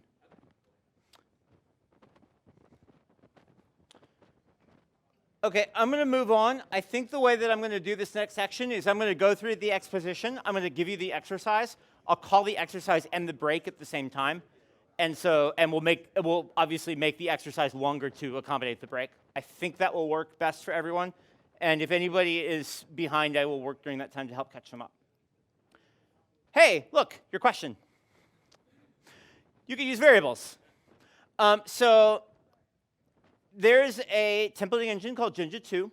It is written by the author of Flask. It's now being very commonly used in Django projects as well. I was doing it before it was cool. I was, just saying.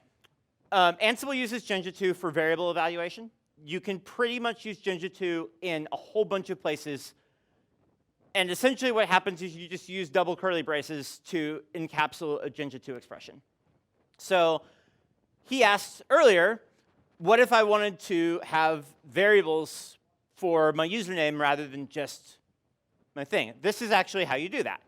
So now here we're creating a user. Instead of just having Luke written here, we have a variable.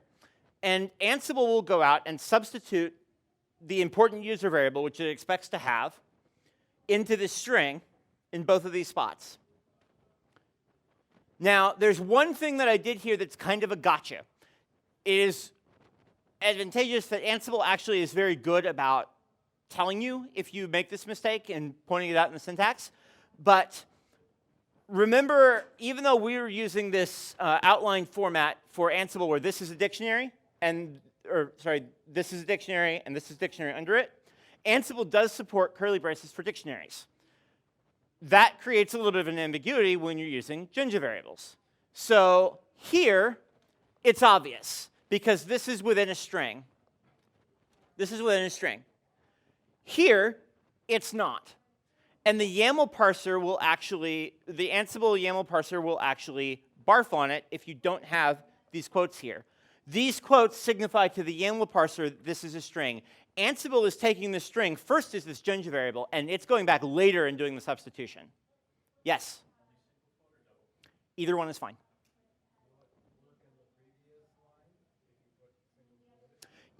So the first question was only single quote or double quote, and the answer is either one. The second question was, will it work if you quote if you don't need to? And the answer is yes.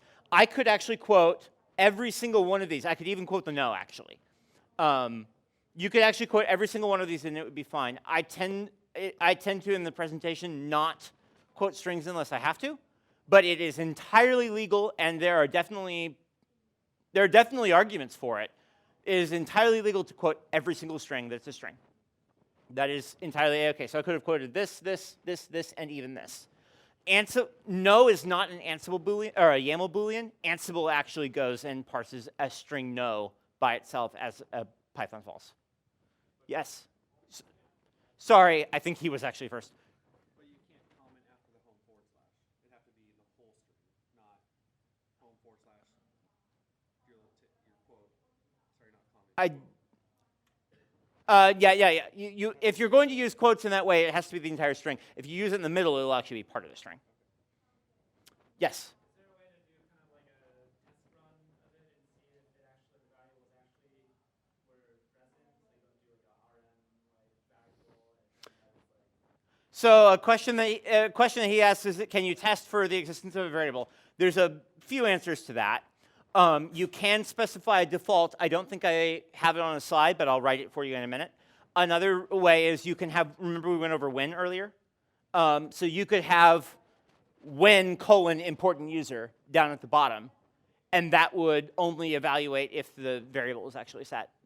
Depending on exactly what you want to do, there's a couple answers. I am going to go over defaults. I don't have a slide for this, but my wife brought me an easel in case the Wi-Fi went down again. I will get to you in just a moment. There's a thing called filters in Jinja 2. I think there actually is a slide for this, but there's a default filter called, built-in filter called default. So if I were to do, I'm going to write this huge, so hopefully everyone can see it. Can everyone see that?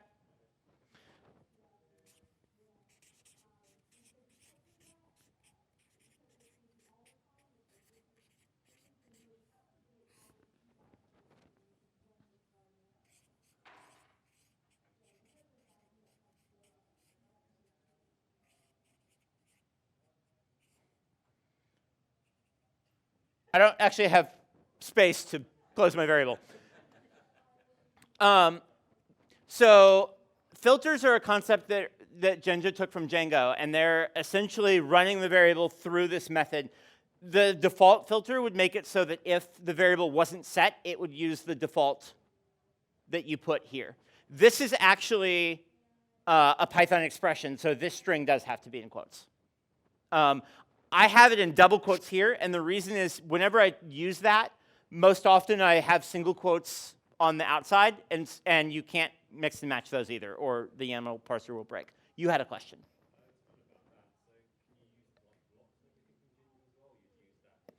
You can use Jinja blocks in templates. We'll get to that later, but you generally can't use Jinja blocks in the actual YAML files. It doesn't make sense. Okay, so conditional execution, we talked about this earlier. Sometimes tasks shouldn't always run. Ansible provides the keyword when to specify these conditions. When clauses are always evaluated as Jinja 2 expressions without the need to use the variable braces. So remember when I had Ansible OS family equals Debian before, I didn't have braces here. And you'll see that here. Oh, I should have just gone to this slide earlier. Forgot it was here. So this is already a Jinja expression. It doesn't need the double braces. But on things that are normally strings, you have to brace it. Yes? So just to be clear then, the order is first the YAML is parsed. Correct. Then the strings are fed to Jinja. Then execution begins. First, the YAML is parsed, and then the first task's YAML is fed to Jinja. Execution begins. That may set some variables. The next task is fed, and so on and so forth. Each task is fed individually because you could, and actually he did this just now while he was going ahead of everyone else. He actually set a variable with register, which we'll talk about later, and then that variable was available to the next task. Ansible provides looping mechanisms as well. A common one is with items. There's several others. They almost always start with. You can write plugins for custom loops, and loops define a variable called item. So in this case, we have, instead of just hello world, we have say hello to both the world and specifically to Canada. Again, we have a Jinja variable here. It's item. Again, this is why each task has to be evaluated individually. And this is the list of items that it's going over. So this task would run twice, first with world and then with Canada as the variable. I'm sorry? You cannot, sadly, use the variable in the name, which irks me a lot. Actually, you can't use variables in name at all, which irks me a lot. Generally, with loops, it will run the task a separate time for each item in the loop. There are exceptions. Generally, the exceptions are for batching to make it faster. So the apt module and the yum module and the pip module are all smart enough that if you have a with items loop with 5 packages, it will run the command one time with all 5 packages specified. Those are the exception and not the rule. Usually, it's running separately for each one. OK, so we're going to take extra time because it is break time, but this is the next exercise. It's a 20-minute break. We'll take an additional 10 for the exercise, so feel free to mingle in and out as you wish. But the goal of this exercise is change your playbook to create a user for you and one for me, and install those 3 packages, Python 3, Python 3 dev, and Python 3 pip, with a single task using with items. It is 2:59, so the break is officially in 1 minute. So I don't know about y'all, but I would like to get some food and water, and you probably do too. So go ahead and break. Officially, we're back in 20 minutes. They will wheel the food away relatively shortly after that. And we'll spend a little time after that 20 minutes working on this exercise. So don't feel like I'm going to leave you behind if you spend the entire time on your break.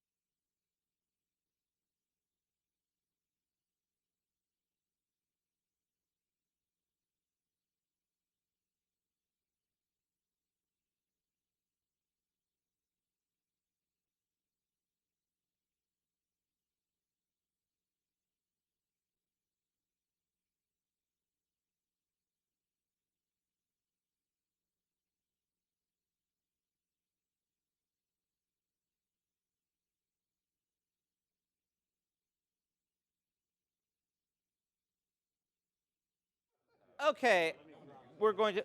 Oh yeah. Okay, so we're going to spin back up again. Two things. First of all, several people have been getting timeouts from apt mirrors.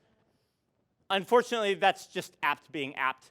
I'm worried that as long as you know that you understand that you have done the right thing and it's timing out due to something you can't control, don't worry too much about that.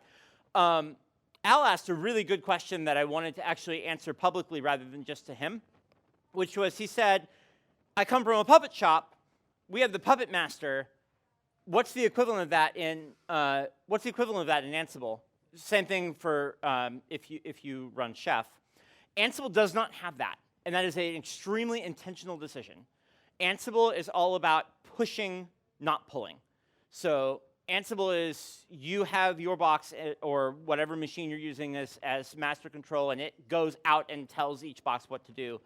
On Puppet, you install a Puppet client, and the Puppet client goes and asks the Puppet master, what am I supposed to be doing? That's important for a couple of different reasons. A big one is, with Ansible, you can orchestrate from the get-go as long as you have SSH. There is no need to install Ansible on your target boxes. In fact, I don't do it. We have Ansible on our boxes that run Ansible, and that's it. There is no Puppet client or Chef client equivalent in Ansible because it's just an intentionally different model. You don't even need SSH. There are some other things that are supported, but realistically, you probably want to be using SSH. So that was the answer to that question. Now, you can buy from the Ansible people a product called Tower, which serves as a command and control station of sorts. I actually worked on Tower for most of my tenure at Ansible. But it still fundamentally pushes out. There is no concept in Ansible of the servers checking in for things. That's just not how it's designed. Yes? The Ansible does have parallelism support. So it's still through SSH. Yeah. It uses some other things in as well, if they're available, like control persist, to make it so that it's not constantly making new SSH connections if it doesn't have to.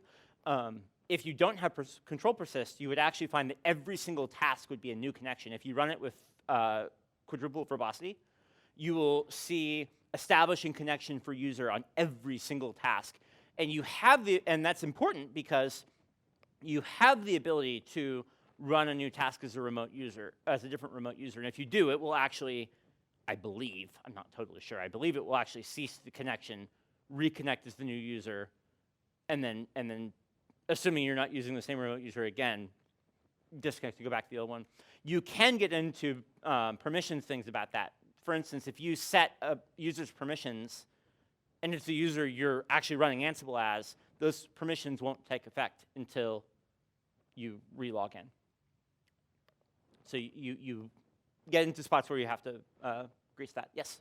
Not exactly a question, but on the errors on installing, if you log in as root on the machine and run apt-get update ---- install missing, it'll fix it.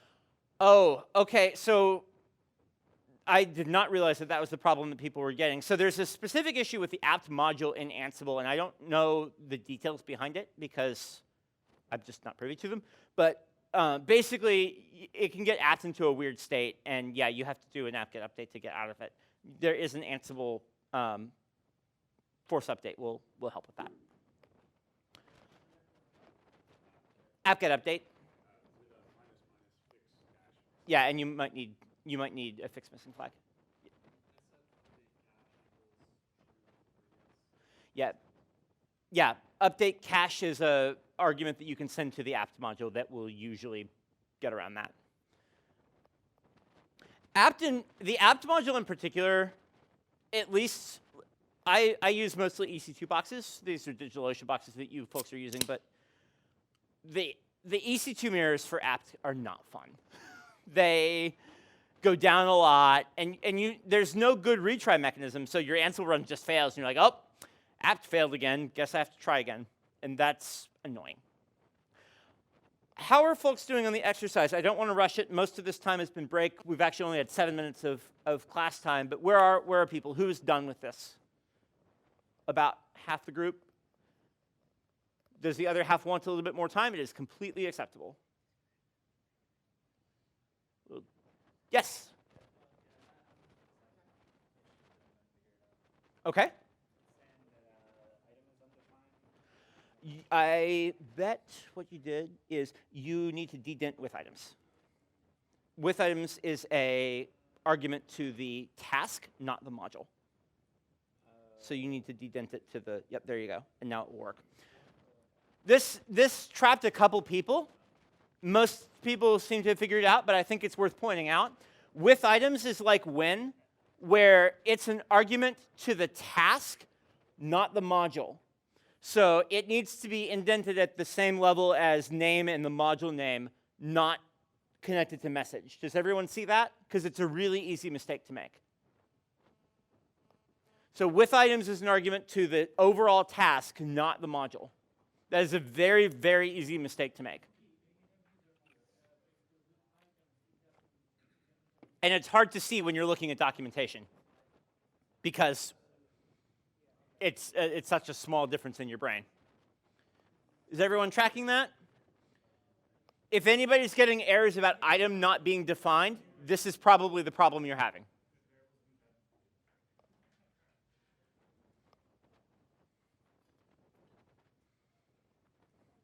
Any more questions? I am happy to take questions.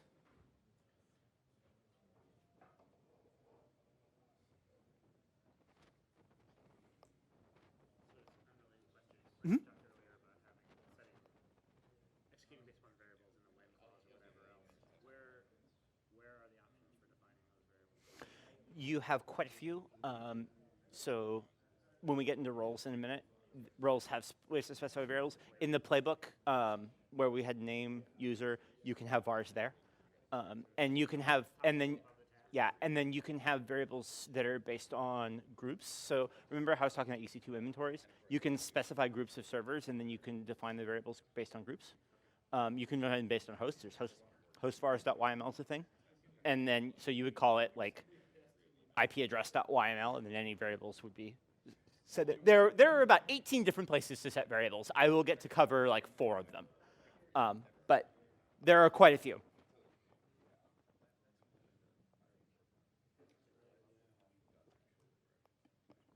I would like to move on. Are there any objections?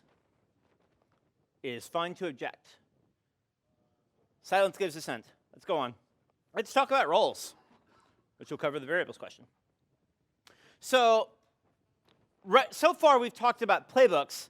Playbooks have their hosts, but then it's just kind of this flat list of tasks. We've done playbooks that have 3 tasks so far. Several people have gone and added a 4th or a 5th one to kind of explore while there's been extra time. But realistically, if you're orchestrating servers for your company, you have hundreds of tasks.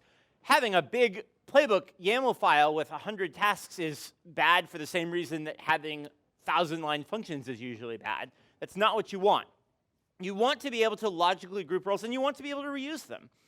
If you have various different kinds of servers, all of which depend on the same software, you want to get that software installed and configured as a reusable role that gets included by the final playbooks that your server is running. Does that make sense? Roles are Ansible's mechanism to provide reusable content. They are a means of encapsulating a group of tasks and potentially variables and some other things and putting them in a container where they can be moved around. Roles must contain tasks. There's not a whole lot of point in a role that doesn't have a task. They can contain quite a few other things, some of which we haven't really talked about. They can contain handlers. They can contain files and templates. Remember, I had you copy a file that just had a hello world in it. You could have files that get copied within a role. You could have templates, which are just files with Jinja substitution within a role. Say that you had a role to install Nginx or Apache or some other web server.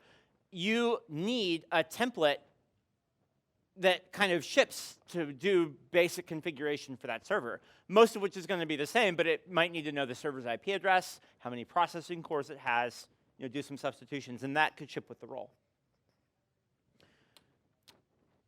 Roles are done in Ansible by putting them in a roles directory one level from where you're working.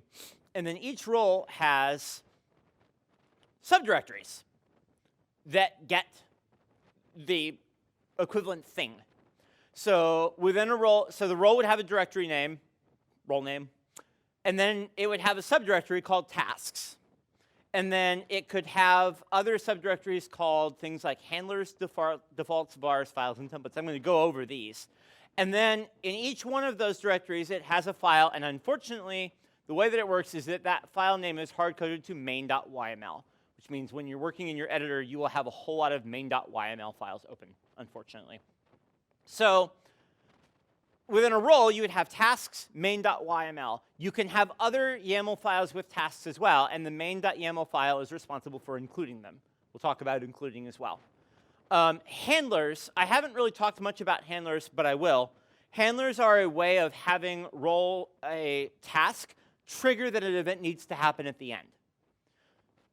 And if multiple tasks trigger the same handler, obviously the handler only opens once. Think reloading services at the end of a run. Okay, I just changed the configuration on NTP. I need to restart NTP, but do it at the end because I might have something else that changes the NTP configuration again.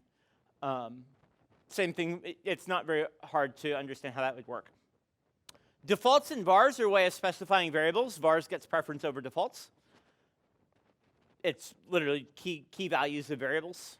Vars can also reference the values in defaults. And then files and templates, which are exactly what you think they are. Within a role, one of the places that a task will look for stuff is within the appropriate directory within the role. So if you are within a role and you say that you're using the template module to write a template, it will look in the roles template directory and then in any relative path within that. So if you have templates / and then a file name, all you do is specify the file name, and it knows to go look in templates.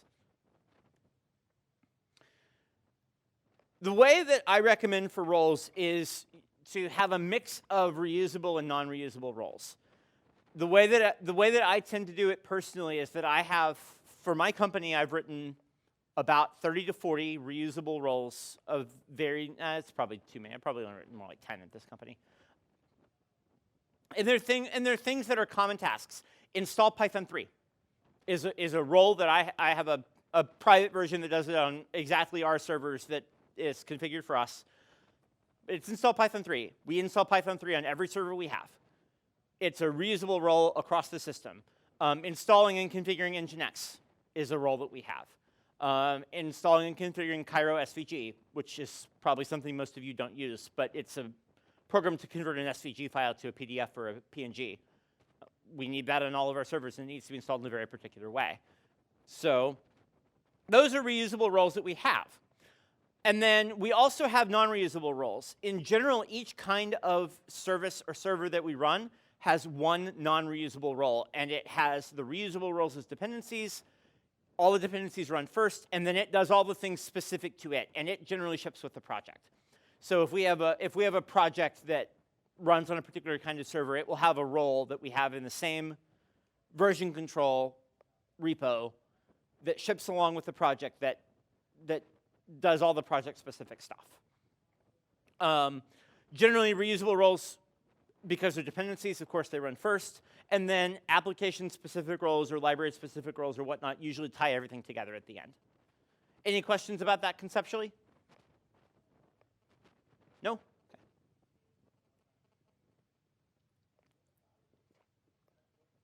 When you're writing roles for reusability, you need to ask yourself some questions.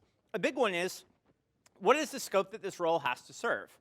At my company, right now, we use all Ubuntu boxes, and right now they are all on 14.04. We are shortly going to migrate them to 16.04, but right now we have lots of Ubuntu 14.04 all the time. When I go write a role for my company to make sure that this or that software is configured the right way, I don't worry about whether my role works on Red Hat boxes, because I don't care. I'm not distributing it outside the company, and we are not going to use Red Hat boxes ever.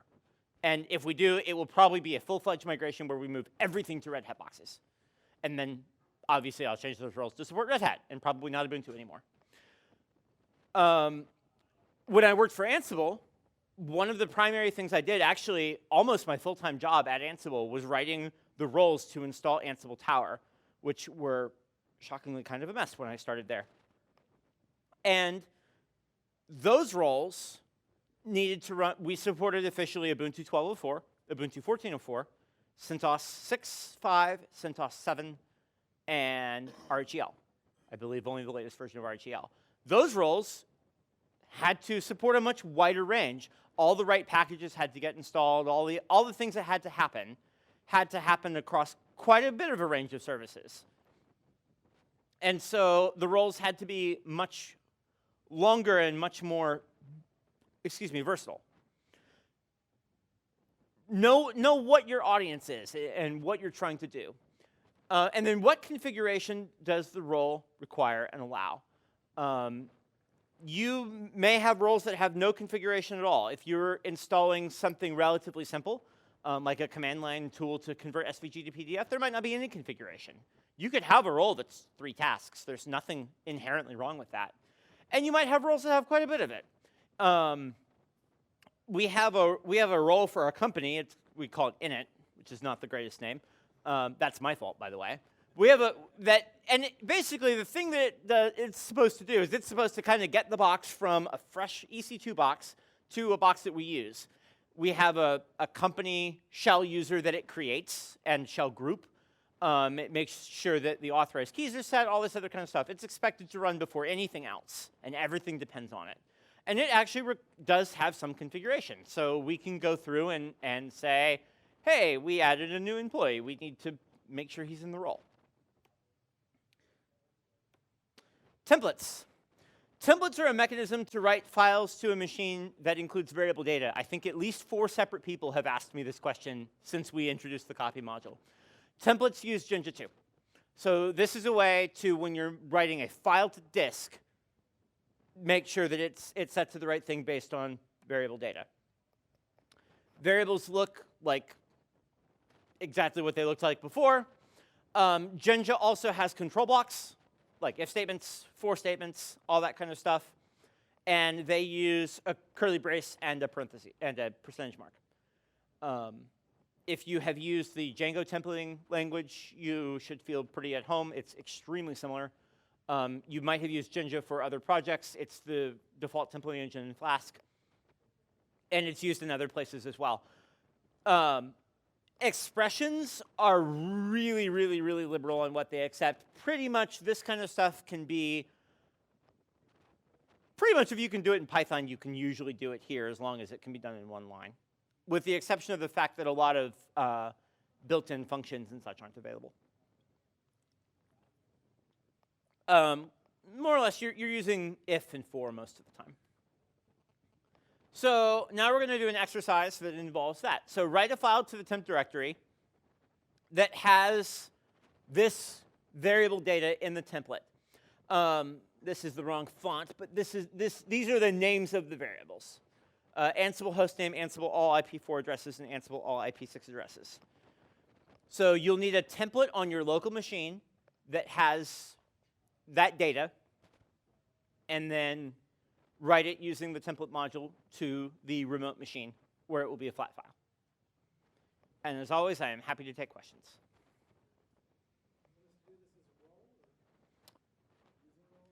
You can do it. You can just do it in Playbook. If you want to do it in a role, feel free. I should have probably had an exercise for roles. I think we'll be coming back to roles for an exercise in a minute. If you can do it in a, if you want to figure out how to do it in a role, I will get you started.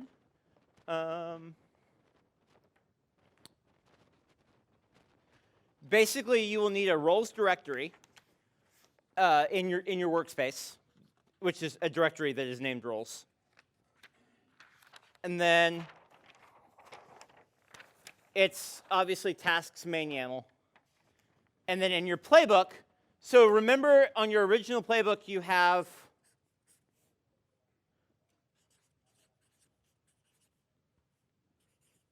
is this big enough that everyone can read it? Yes, yes, yes, okay. host, so remember this is hosts all, and then you had user root. And then we had tasks, and then we had the list of tasks. In lieu of having tasks, you can have roles.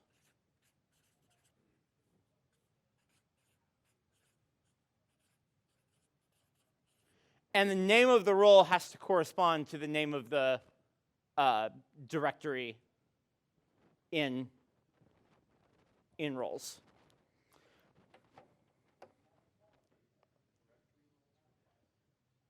Directory in roles. So it'll be a roles directory, and then it'll be a role name subdirectory, and then that subdirectory will have subdirectories called tasks, handlers, whatever, but you need tasks. Yeah.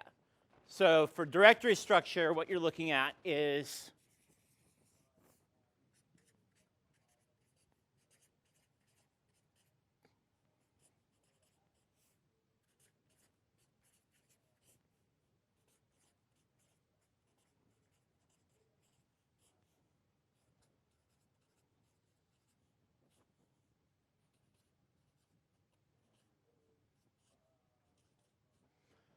that would be the directory structure that you're looking for if you're going for a role-based thing. If anybody is having trouble reading, let me know.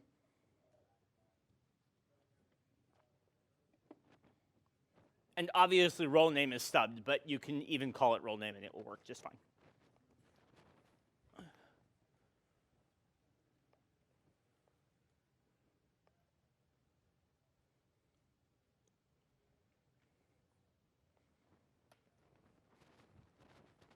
Yep.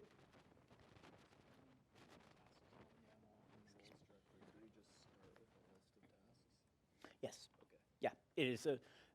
He asked a great question, which is what do we put in the main.yaml file in tasks? It is just a straight list of tasks.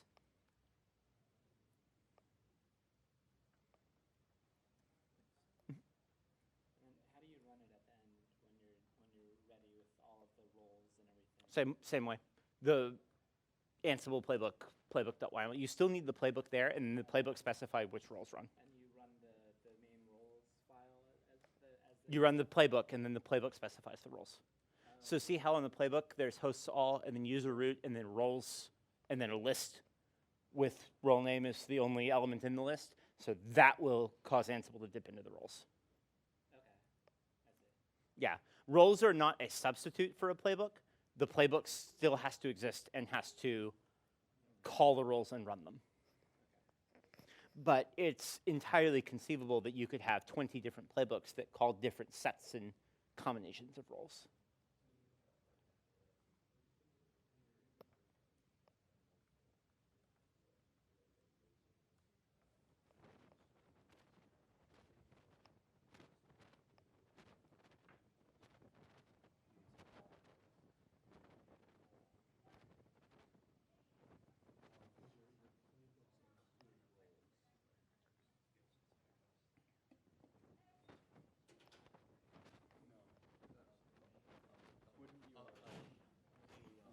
I'm sorry. A role does not have a host definition.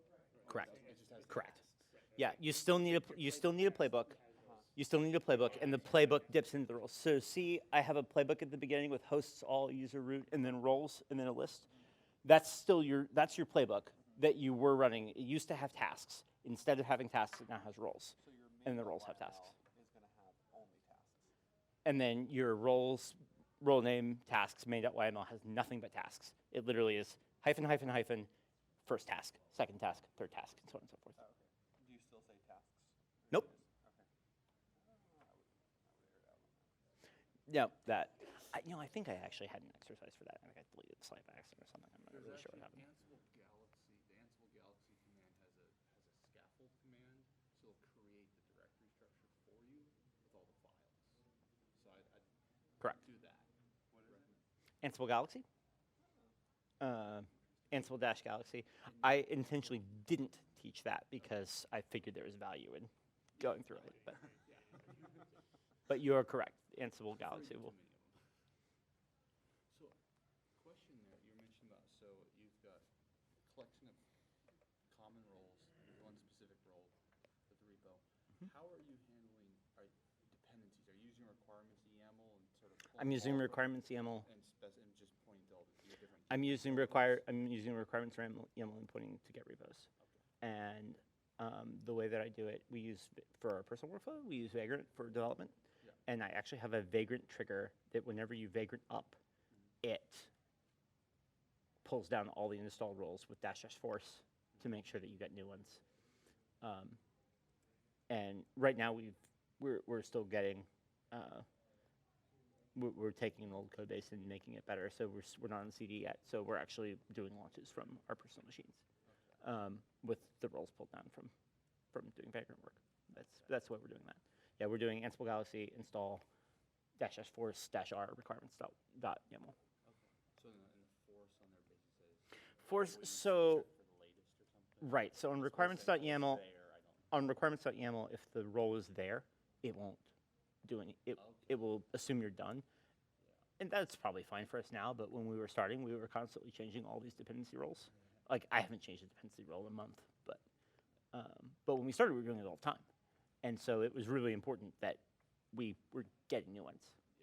Yeah. And since I've got a team of 3 people, and I didn't like one of them just that wasn't what he was doing. He's just like, just make it work. And so we did that to make sure that he didn't end up with, oh yeah, you just have an old version of that role, it's broken. Like it can take 2 seconds longer to spin up a dev box to make sure he always has the current ones. And kind of going back to that question I had earlier about multiple people, or on that box. So are you are you using Etsy Ansible roles as your common role spot, or does that end up? The way that I do it is I have an Ansible config that ships with every project, so it's project based. So we put stuff in it. So we have our project, and you have your source and your requirements.txt for pip and JavaScript stuff and whatever. And we always put Ansible stuff in a directory called provisioning. It's just what we call it. And that'll have requirements YAML. It'll have roles.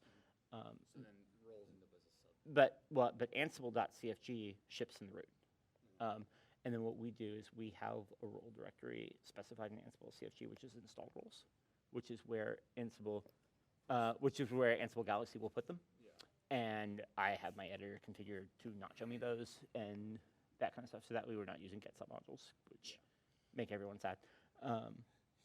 That's I tried that once. yeah, that's the way that I solve that particular problem. So I have installed roles, and roles are checked into version control, and there's always only one. It's the role for that project that is the tied together at the end. And installed roles is how I'm getting the stuff from Galaxy, which is just pulling it from GitHub. Okay, so then each project will end up then with it's a local collection of those roles, but that's. Yeah, and installed roles isn't get ignore. What? And installed roles isn't get ignore. Okay. Mm-hmm. Yes. Sorry. So this is the error I'm getting. This is my code. That going right now. That looks right. No tasks. You don't need that anymore. It is top level. Okay, that's what So dedent that. Yep, there you go. Now you're good. okay. All right, thank you. You are welcome. So, carrier pigeons. Yeah. At least we don't have to clean up the bird shit. He had a great idea that led me to another great idea on how that will be less bad next year. Yes. I got it. Oh, you got it. Worked. Excellent. How are folks doing on templates? Everyone good? Anyone not done? You're not done? Okay. A couple others. I'll go ignore. Can I help? Yeah, I feel like I'm finally not understanding the assignment here. Well, that might be my fault. Most people have it done, so I'm going to say you're probably okay. What I'm trying to make a file here. I'm in the template directory, but I'm not seeing any options for like make a file. I'm seeing options for copy a file So from someplace, but none for just like make a new file. So the dest is the name of the file. Remember, because of idempotency, it will create the file if it doesn't exist. Oh, I thought that was just the path. If you end in a slash like that, it will add the name, but I recommend specifying it. So go ahead and do whatever you want to call it. Doesn't really matter. IPs.text or and then circ is your source file, and it will cause temp.ips.text to be created. Source is my source file, and Yeah. oh, so I just give it. I just give it a file that doesn't exist, and that's fine. No, I mean you how to- you create that file on your drive. Okay. Yeah. I thought that it was supposed to be creating the file for me. No, And no, no, no. You have to create the file, and it's something you would check under version control. You're creating the source file. Ansible is responsible for creating the destination file with the variables resolved. Okay, so the source file doesn't have anything in it. It's just me. So go ahead and make the source file with vi, and we'll talk through that. Okay. Okay. Guessing you want me to go into it? Yeah. Yeah. So remember within a Okay. and now you have to edit that and make sure that those variables are there somewhere. And I didn't give you any formatting for this, so you can just do like host name colon and then yeah. Okay, you're tracking now. Yeah. Okay. I think I just fundamentally didn't understand the assignment. Eh. So this makes sense now. Okay.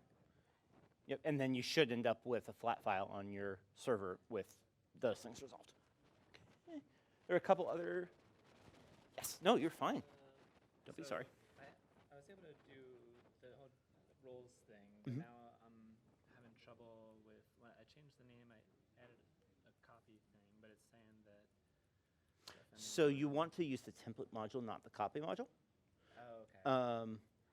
You're doing something slightly different, which the copy module will do, but it wasn't what I was actually after. Okay. That's So go ahead and use the template module, and you'll want to create a file on your create a file next to your or in the appropriate spot. If you're using roles, it'll be in templates, and then file name, and then you just specify file name, and it'll know to go into templates. okay.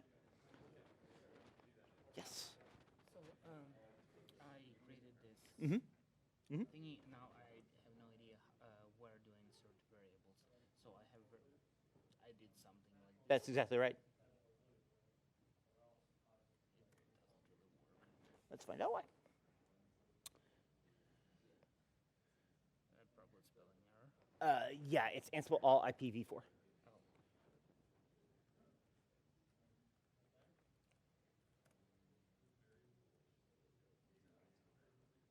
Oh. There you go. Awesome. Thank you. You had it completely right.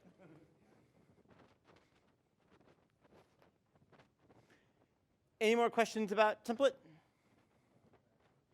Happy to take questions.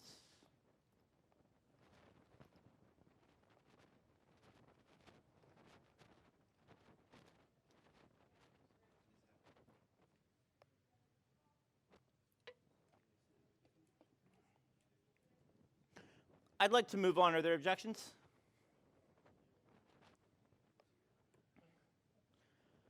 Okay, I'm going to talk about handlers. Handlers are basically tasks, but they have one special property. Obviously, you define them in handlers, either the handlers variable in your playbook, or more likely if you're using a role in the handlers directory in handlers/main.yaml. Handlers solve a very specific problem, which is I want this event to happen at the end of my run. I gave an example earlier about restarting services at the end because you'd made configuration changes. Handlers solve that problem. Handlers are triggered only by putting notify. Notify is a task level variable that gets sent, much like with items was and when. You send notify and then the value of the handler's name. Handlers are triggered only if the triggering task causes a change. This is really important. As you've been doing things with Ansible, you've probably noticed the green output if you run a second time, which means no change happened, or yellow output if a change happens. Handlers only get notified if there's a change. If the task does nothing, then the handler is not notified.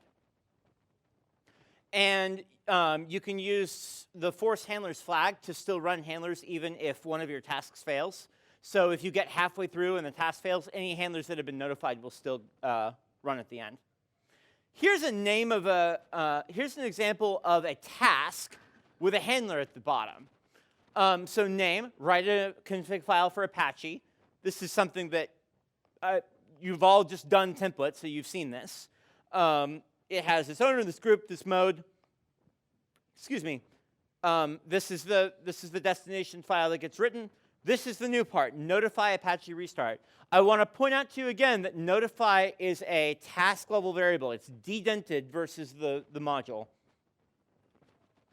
And Apache, there's nothing special about that apache.restart syntax. That's just the name that I use for handler names.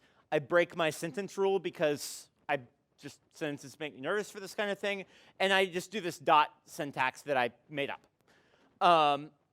There's nothing special about this service name state restarted thing. This could have been a task. We could have had a task that said name restart Apache service name Apache2 state restarted. It would have done the exact same thing. The only thing special about a handler is that it only gets run if it's notified. And the lookup is the name. So Apache restart at the bottom of this slide matches Apache restart at the top of this slide. Okay, next up. It is 3:59. We have 20 minutes left. 40 minutes left. Good. That is very good. That's right, because the 20-minute break is not counted. Okay, I think I'm going to go through this really quickly as well, and I'm going to give you folks time to start on the project that I had. And unfortunately, there won't be very much time, but hopefully it'll get you started. I will be offering you folks a GitHub link with a sample implementation so that you can look at it. Modules. We've used a lot of modules. We've used the user module, we've used the copy module, we've used the template module, we've used the apt module, we've used just now service module. You can write modules as well.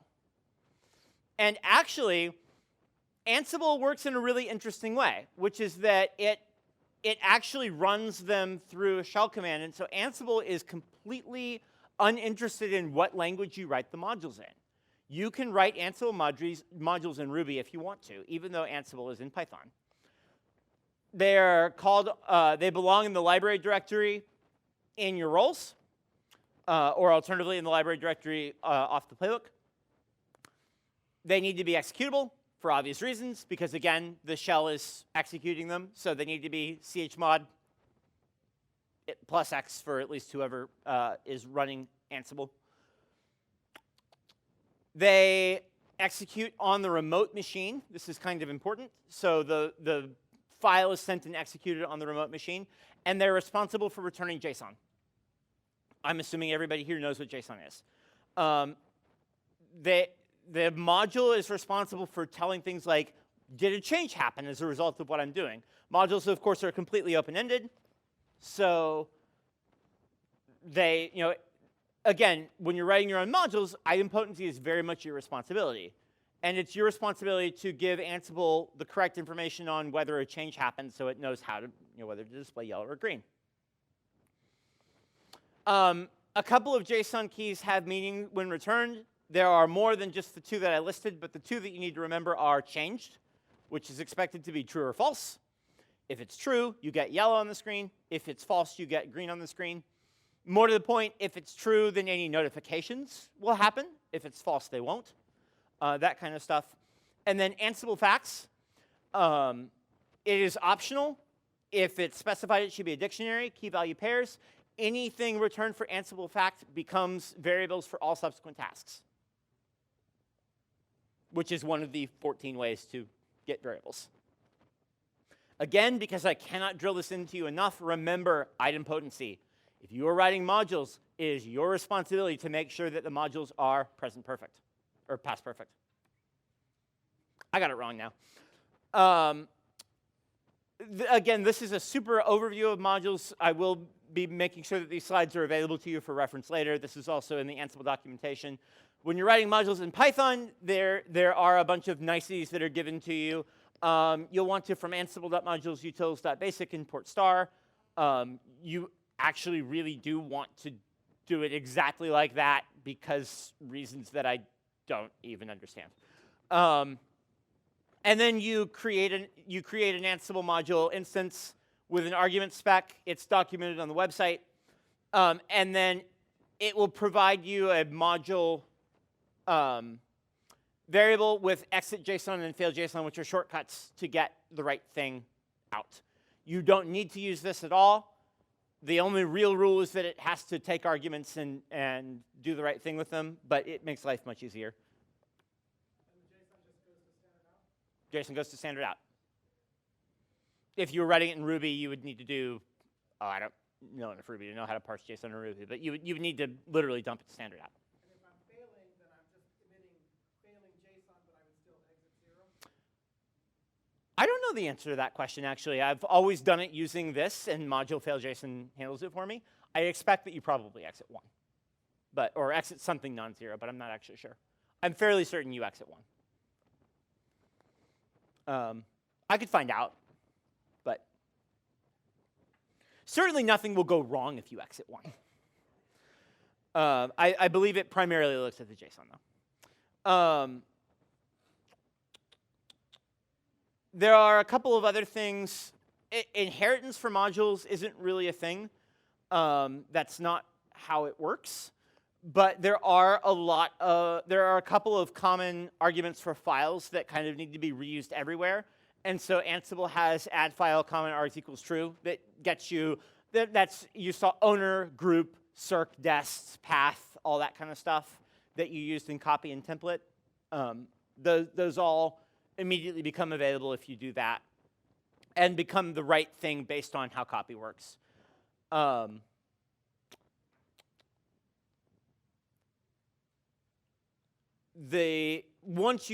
this is something that goes in the Ansible module call. And then this is just a one-liner that gets you all the file params in their own dictionary. And on the output side, when you're trying to figure out whether something changed on the file, that is a shortcut there. Once you need to do it the first time, that becomes a lot clearer. It's just one of those things you have to look up. We are not trying to decide whether to do this exercise. Let's not do this exercise. Plugins. Again, so plugins, unlike modules, run on the machine running Ansible, not on the machine being orchestrated. There are a bunch of different types of plugins within Ansible. I'm going to go over them very quickly. Most of them you will never, ever, ever use. They are for very, very specific use cases. If you are doing really high-level orchestration, you might use them, but in most cases, it is really just not going to be a thing. There's a couple that you will use a decent bit, but most of them are for corner cases that you can't quite get using things that Ansible has built in. If you're writing a callback plugins, they define a class called callback module. They have a ton. If you look at the base callback module implementation, there are tons and tons and tons and tons and tons and tons of methods. And you can define any ones that you want, and they happen at that time. This is for callback plugins only. You have to define every single one of them, so subclass. Lookup plugins are the ones that I find myself writing the most.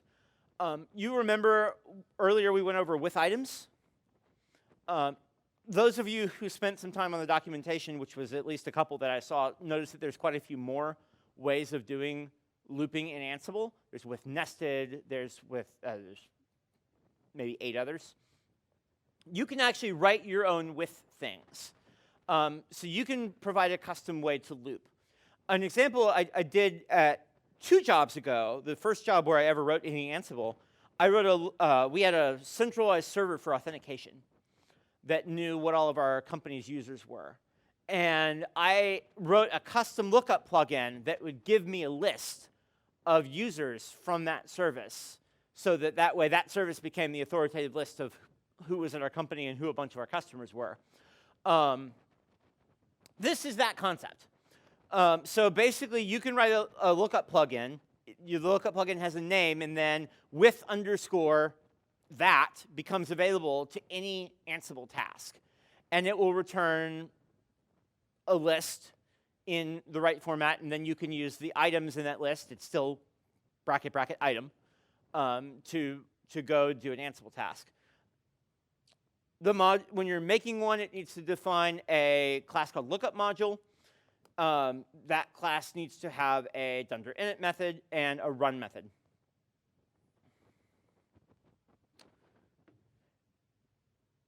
Plugin terms.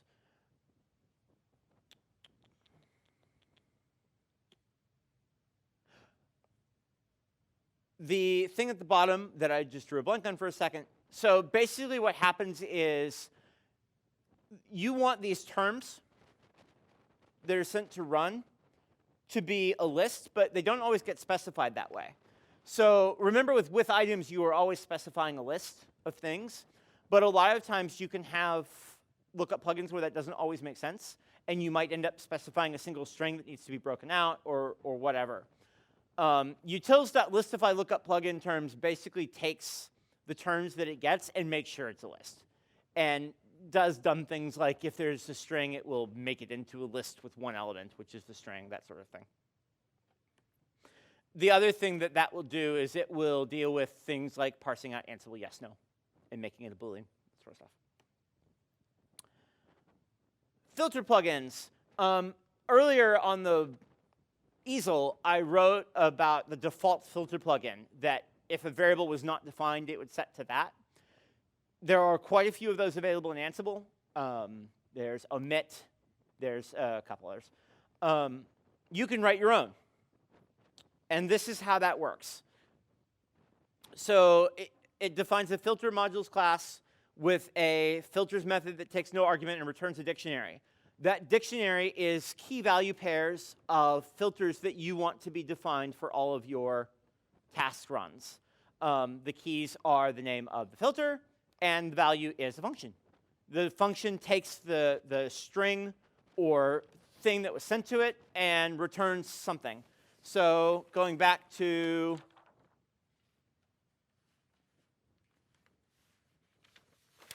it's first page. Going back to this, default is a filter. So if you were writing your filter module, you would have class filter module def filters return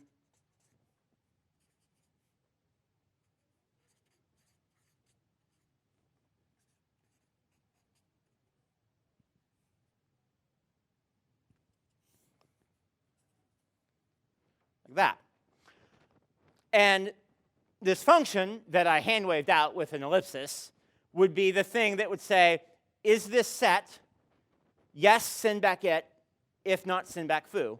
So that function would be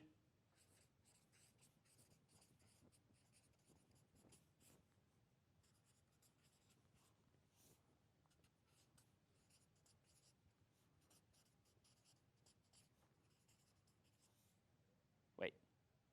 No, that's not right. Yes, thank you. But don't look at that. Yes, it is a function that takes foo and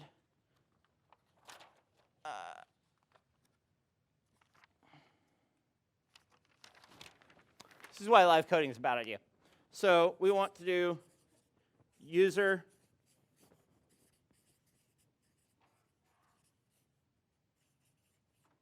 I still don't have space for the stupid squiggle brackets.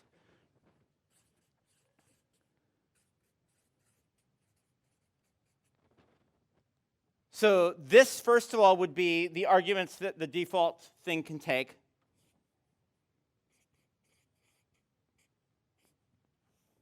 it would return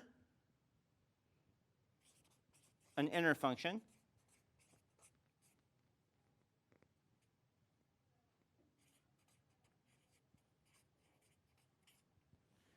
This inner function takes this thing here that's before the thing, and now does, if the original variable is set, I'm starting to write smaller, which is bad,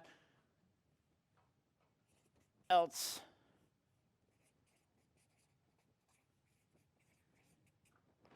return the default.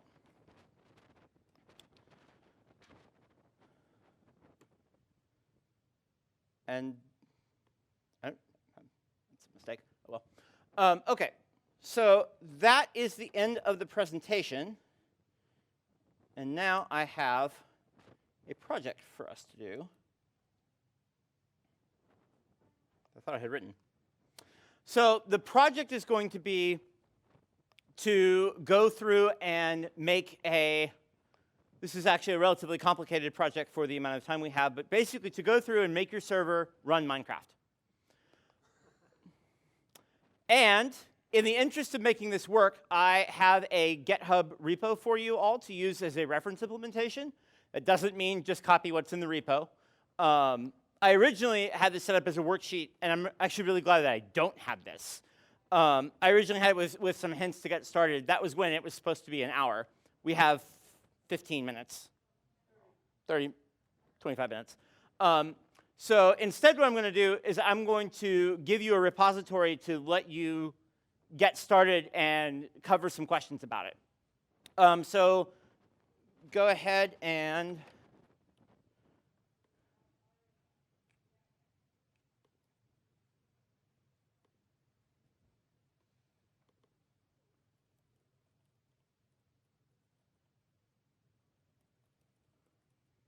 that didn't work at all.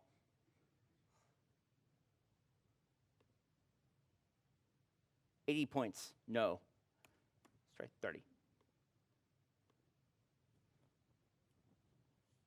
try more than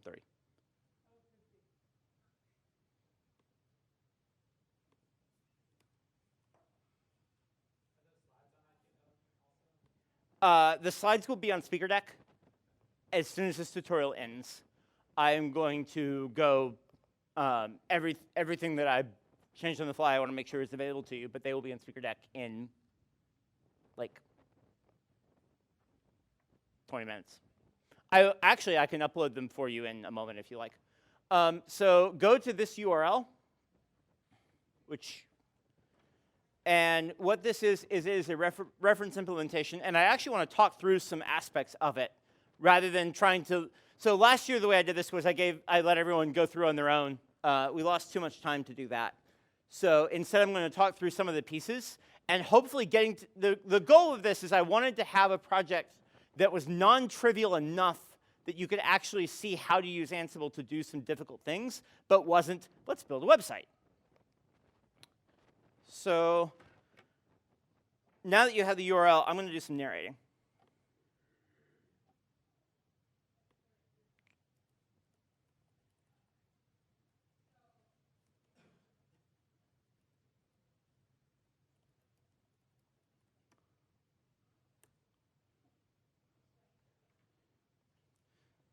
Okay, so the first thing I want to note is some of the roles that we have. One of the things that made this actually a really interesting problem is that installing Java is hard. Like really, really, really, really, really hard. Actually, I have a better way of doing this.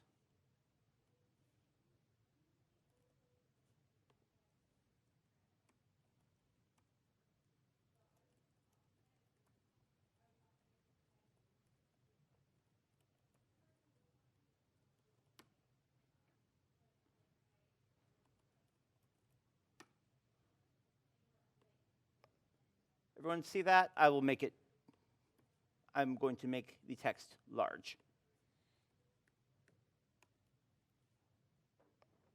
Is that big enough for text? Cool. So one of the things, when when I started this project, one of the things that I really liked about it was that it was, that might be too large. One of the things that I really liked about it was that it's actually non-trivially difficult to install Java, which made this a very good starting project last year. So this is a playbook that I wrote about 16 months ago to install Java on an Ubuntu machine. And it shows you some of the challenges that you have to actually install software. So the first thing is, if you go apt-get down Java, it will actually throw you onto a blue screen where it makes you select a yes to accept a EULA from Oracle. Has anyone ever installed Java with apt-get? Anyone? One person? You remember, have you had to do that? Yeah, it's a pain. So it turns out you can skip it. So one of the questions is, Ansible can't do human input. How do you go accept a EULA? Like, you have to solve that problem. So it turns out that there is a way to do that in Debian. And I never knew that this was even remotely a thing until I was building this playbook for last year's class. And I found out that there's a thing called debconf. And I don't really know what debconf does, other than it can accept EULAs. And so I have it installing debconf, which is needed to accept a EULA. Sorry about the names scrolling off screen. And then down here, I have it auto-accepting the license. And basically what it's doing is it's setting a file somewhere with a key of shared/accepted-oracle license-v1-1, which I expect you all will have memorized because a quiz will follow. By the way, I looked it up on Google and promptly forgot it. It sets a value of true and a v-type, which is, I assume, value type of select. So, yeah, by the way, I don't know what any of that is, other than that I found it on, I think, Stack Overflow, and it works. Something that I did that was me being opinionated, though, and I think this is a little bit important, is you have this thing where it says when accept Java EULA. Here, this is, now remember, what is when? When is a conditional, accept Java EULA is a variable. So I have this code up on GitHub right now. I posted it, I made it public on GitHub at the end of last year's class. Here's what I don't want. I don't want Java or Oracle coming and sending me a cease and desist because I'm distributing a playbook that bypasses their EULA crap. So I actually have, if you go clone this playbook from my repo, which you are welcome to do, it's set to no. And you have to, in your actual playbook implementation, either here or in your Vagrant file or somewhere, and it's not in this code because I specifically didn't do it, you need to go physically set that to yes. And when some of the class played with it, they got there and it failed on them because it wasn't set. Notice I have this assert at the top. Assert unable to accept Java EULA, set accept Java EULA variable in Ansible to yes. And it's doing this assertion here. The reason why I did this way was because that way when you get the playbook, you'll run it the first time thinking you're going to be fine, and it will fail on you, and you have to go physically accept that. So that way if I get swarmed by angry lawyers, I can say, but I tried, which will not work. But here we're getting the PP update, we're auto-accepting the license, and now when we go to install the Java SDK, which is Oracle-Java 8-installer, it will actually work with no EULA requirement because we did this debconf thing that I don't know what is above it. Another thing that I'll point out is no log. I have here the apt-get install for Java SDK outputs an absolutely enormous amount of crap. And so no log will turn that off. Why do you have true and false, but not even that? Because I actually need it to write the string true. This is a string that's being sent to the debconf module. If I had left that as untrue, it would have gone through Ansible's figuring out whether it's a Boolean. It was in Python true. It would have ended up going back to a string to write to the file, but it would have been a capital T because Boolean's repr in Python is capital T, lowercase r, lowercase u, lowercase e, and that is considered to be false in DevConf or in Oracle Java in something. I really don't pretend to know how DevConf works. I know that it has to be a string. If I were to leave it as true, it would become a Boolean and become a string again, and it would be the wrong string.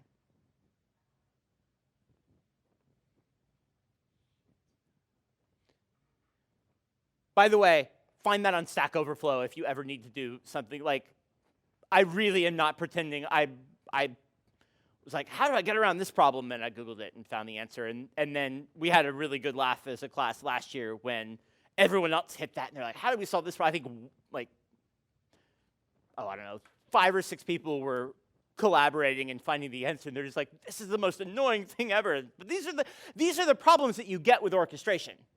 You have things that are really, really, really hard to automate, and you have to figure out ways around them. And sometimes you don't even understand the way around them. You just know that it works.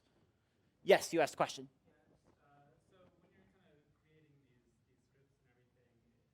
interactively debugging what's wrong and what's going on, you have to, I guess you just like have a single host, or like what's your method for debugging these? Be able to blow up your machine. I mean, not your local machine, but VMs are very much your friend for this kind of stuff. If you grab this playbook from me, there is a Vagrant file. I use Vagrant and VMware or VirtualBox, whichever you prefer. And it makes it really easy to just Vagrant destroy. That didn't work, and oh, look, this machine's snafu'd. Blow it up, start another one. That's also really useful because even though a lot of things are idempotent, it's easy when you're doing interactive debugging to, it's easy to have something where you end up getting part of the way in something and then you remove it and try something else, and the something else works, but it turns out you needed both of them and you don't realize it. And so VMs make it very easy to blow up that machine, and then you would start the new one with Vagrant or Docker or whatever. You would start the new one, you get to that spot and it would fail again, and you go, oh, I bet I needed this other step that's applicable. There's no magic. It's really just be able to start over. Any other questions before I do some more narration? We only have we have 15 minutes left.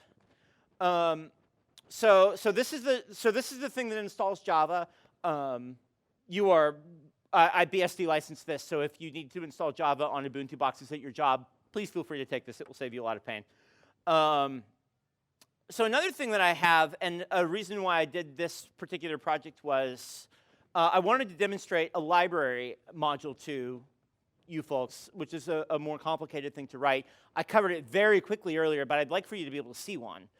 So I decided relatively arbitrarily to control Minecraft through something called EMSM, which is Extensible Minecraft Server Manager. And so I actually wrote a library that, an Ansible module that would do some EMSM stuff. So you saw me do this earlier, but I kind of flew through it on the slides. We have module equals Ansible module, and then the argument spec. These are the things that the module actually takes. So in the same way that user takes name and the shell that they're going to get, this module takes force, name, and update. Booleans is a thing that Ansible module utils basic provides that says yes, no, true, false, blah, blah, blah, blah, blah. You get the idea. Notice aliases. Ansible loves to have aliases for keys. So this would accept name or server. And then here's module fail.json, which, again, handles the exit status for me, so I have no idea what exit status it's actually using. But I've got the various number of things that can go wrong. This is pure Python. There's nothing special going on here.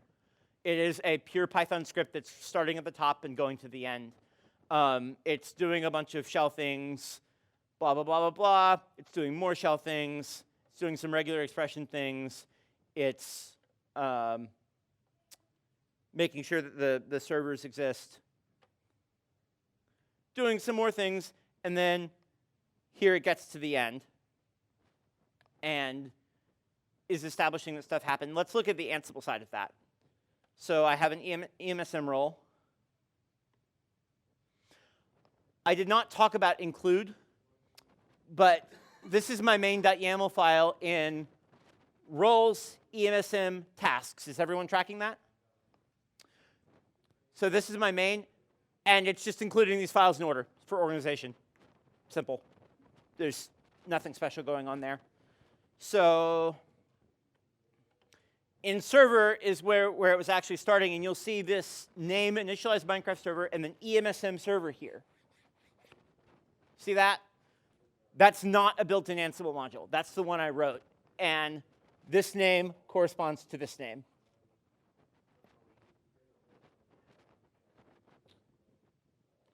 And then because that module left us with Ansible facts here, a sorted list of servers. Now that I have, and that fact is named Minecraft servers. So now that that has happened, when I go to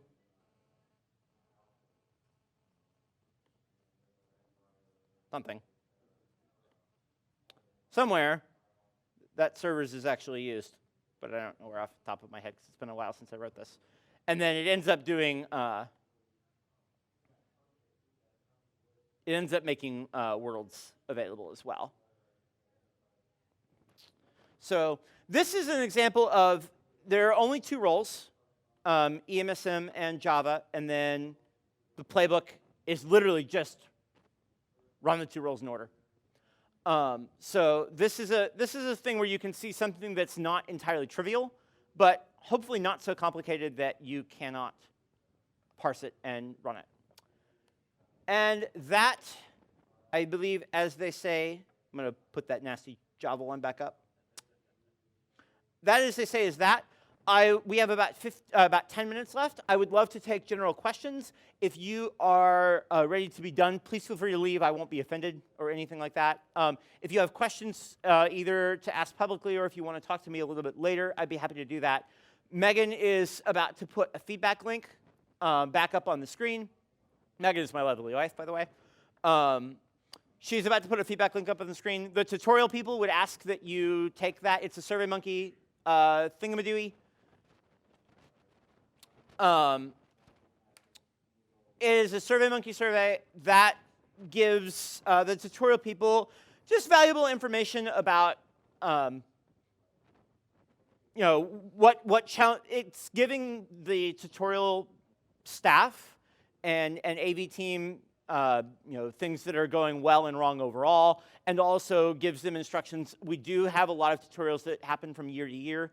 Like this one I gave last year, and so that gives them information on, like, if all of you think I was terrible, they probably shouldn't accept this one next year.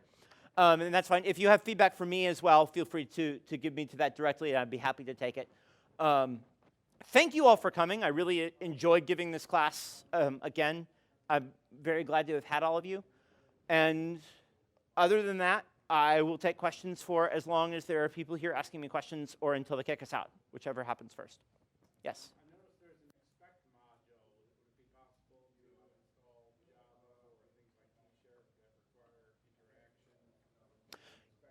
Yeah, you can get around some of those interaction problems using the expect module. That is a very valid way to do that.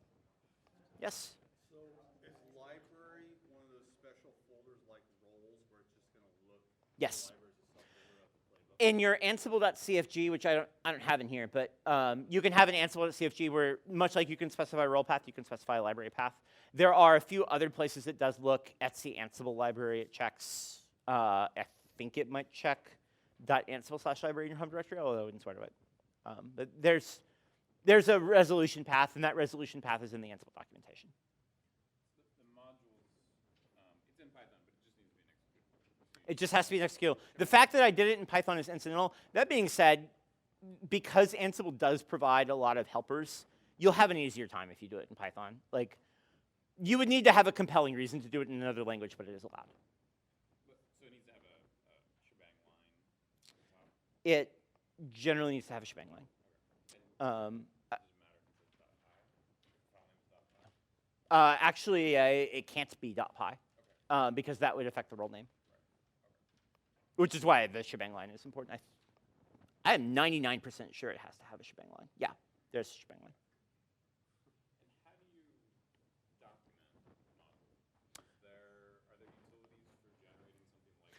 There is actually, so this stuff here, if you write the module in Python, this stuff here provides a decent amount of self-documentation. If you send the wrong thing, it will give useful error messages. And I believe, but I wouldn't swear to it, that, to be entirely honest, I've never written these kind of things for anything other than this class. I believe that there is a documentation generator that will go over the argument spec if you write it in Python. There are not tools for that if you write it in anything else. Even though Ansible allows anything else, there hasn't really been a push to, there hasn't been community interest in that. It's just sort of the community hasn't gone there. It's just something that is technically allowed. It also allows for a lot of licensing niceties. If someone makes libraries that are GPL, that's okay, because they're not being imported, so they don't virus everything else. And in fact, Ansible itself is GPL. And it's because it's being copied over if you had a hypothetical machine without Python before you use that. Yeah, it's never being imported. Yeah, it's never being imported by anything else other than the actual Ansible process that is its own separate thing that runs just it and then stops and goes. Yes.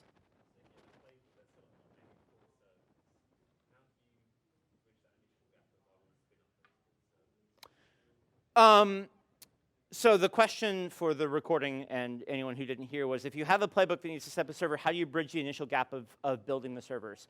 You can have playbooks that build servers. If you look, most of the common cloud providers like EC2, DigitalOcean, Rackspace, et cetera, have modules in Ansible that there's modules that are build a server.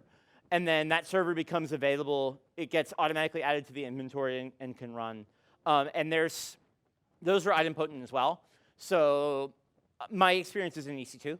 And you can have a thing that says, I want 3 servers to exist in EC2 Zone C at this data center with this tag. And if there aren't enough with that tag, it'll make more, wait for them to be done, and then start doing everything after that. If you have build and deploy playbooks, I tend to recommend they be separate. Even though it does work, it's tricky. You're best off having so the way that, like, I've been using playbook.yaml as the file name for these playbooks. On my actual professional stuff, I tend to have a build.yaml and a deploy.yaml is what I actually end up calling them. And I'm running Ansible playbook -i ec2.py path to deploy.yaml or build.yaml. I tend to find that I want those to be separate. Especially since my build is usually I'm sending extra arguments like on the command line to say like I want this many, because like we're gonna run a big promotion. I want 20 more servers. I don't want to check that. I don't want that to be a check-in to version control. How do you handle when multiple machines are involved, with sort of dependencies between them, the ordering of things, like you can't. So the way that Ansible will run is that it will run each task and it will wait for that task to finish on every machine before it goes to the next task. So it will run them in parallel. So say you have 10 machines and you have 4 tasks. It will run the first task simultaneously on all 10 machines. It will wait for all of them to be done, and it will run the next task simultaneously on 10 machines. That solves most things for you. There are some cases where you can get into more interesting things. There's some tasks where you only want to run them on 1 machine, regardless of how many machines there are. Think of database migration. There is a thing for that. There's a couple dependency corner cases. Check the docs for your specific one. But generally, that ends up getting it right. It is worth noting that if you have 1,000 machines, you don't really want to run them on all 1,000 at once. You probably want to run them in blocks of 100 or something.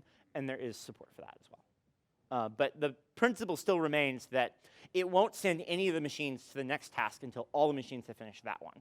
So every task runs in parallel, but the tasks are atomic blocks for that, and then all the tasks run in parallel on the next machine, and so on and so forth.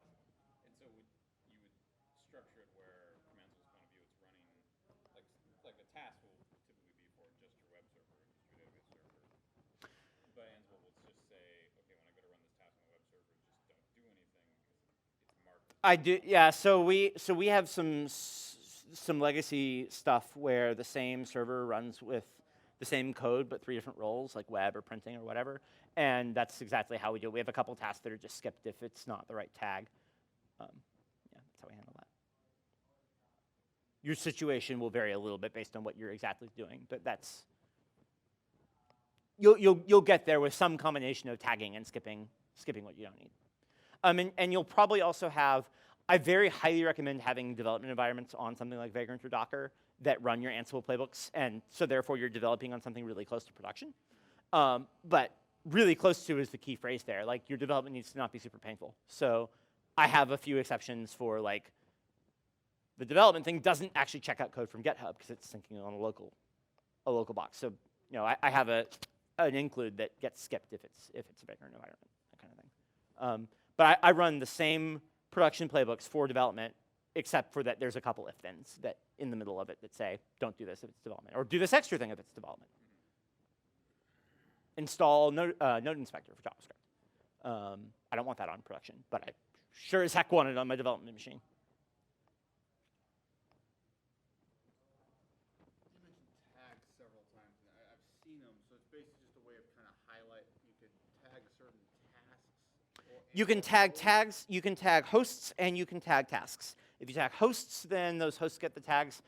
If you're using a dynamic inventory, like something from EC2, then it will pull down the tags from EC2, and they'll just be there. If you are doing like a flat inventory file, you know, have that all, there's ways to tag within those. Realistically, you will want dynamic inventory. Almost certainly, I'll be very surprised if you don't. And then you can tag tasks to, and then if you tag a task, it only runs on servers that correspond to that tag. So if a tag and a server have the same tag. Correct. Intersection. It checks intersection. It's another way of doing. I don't actually use that. I prefer have it be when because I feel like it's clearer. That's an opinion. I'm not. I also tend to do relatively homogeneous server sets. So I've managed 1,000 servers, but like 900 of them were the same. I expect that as you get a more and more diverse infrastructure, you're going to stop wanting when because it's less clear. Because at some point it will become less clear or harder to organize. I am not at that point. More questions? I'm happy to take any question. Okay, wrapping. I will put the slides up on SpeakerDeck. They will be up within, I'm going to go back to the staff room, which is where I live for most of PyCon, and I will put them up in a few minutes. If you search my name or Ansible 101, you should find them. I'm going to make a couple quick edits before I do. I would the Minecraft thing is available. That's been up since last year and will stay up. So if you want to look at something to play around with, if you have a tool called Vagrant, vagrantup.com is the URL. That's a really good way to get a VM, and I do have a Vagrant file included in that so that you can up and destroy and kind of play around. I will be around for the next week, so if you have, in your experimentation, if you have questions, come and find me, and I would love to talk to you about them. If you have questions or feedback that you'd like to ask me specifically, let me get my mic back to the AV people and get my computer in my bag, and then I will stick around if folks want to talk to me. Thank you very much for coming. I really appreciate it. I hope that overall the tutorial is a success and that you were able to learn quite a bit. I apologize for the problems getting started, and if it's any consolation, I will try to make them better for people who come after you. Thank you.